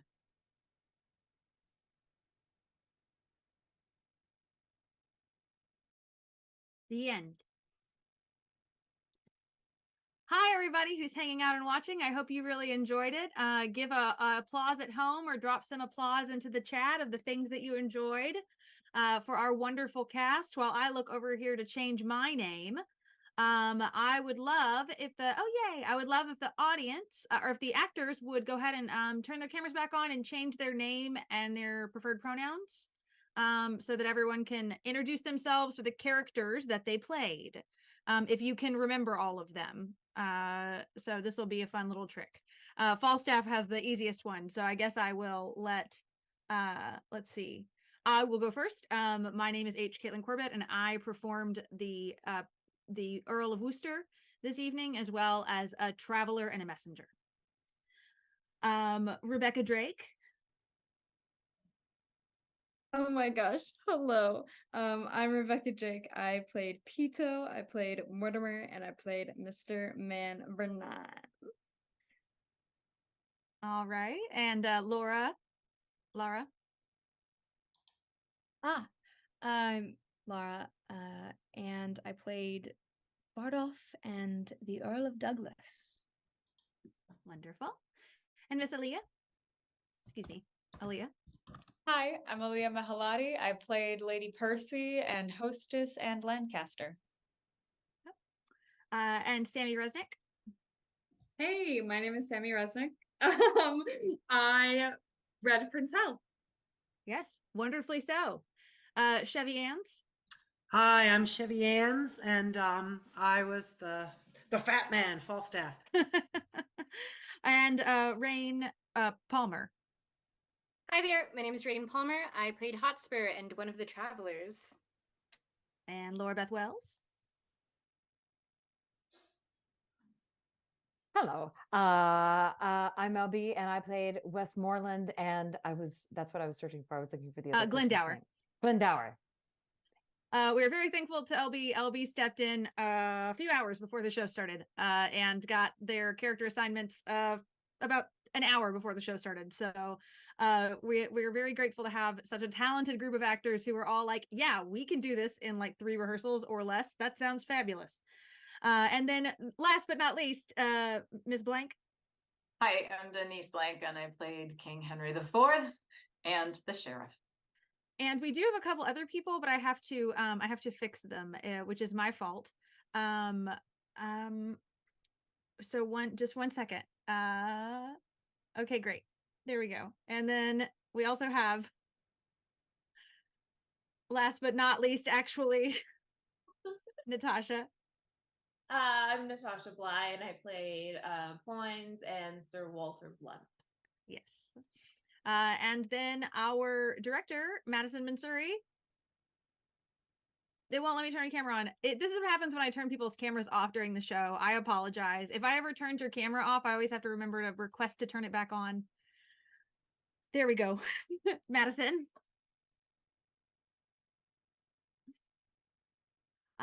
So this is our cast. If you enjoyed the show, please consider donating at Tennessee Stage. You can find us in TennesseeStage.com. If you Google Knoxville Shakespeare, thankful to our web guide, that's the first thing that comes up. So please come check us out and give a round of applause to these wonderful actors who all volunteer their time to allow you the opportunity to hear such a wonderful play, which I really enjoyed doing. So, well, we'll let you guys go, and we hope you have a great night. We'll see you soon. And actors, you can stay as everyone else lets out if you want. I'm gonna just say thank you really quick. Yes. Let me go. If Let me go cut off YouTube, and then you can say thank you. no, I want everyone to hear me. No, it's okay. No one else has to hear me No. but them. I'm not gonna say anything. Nope.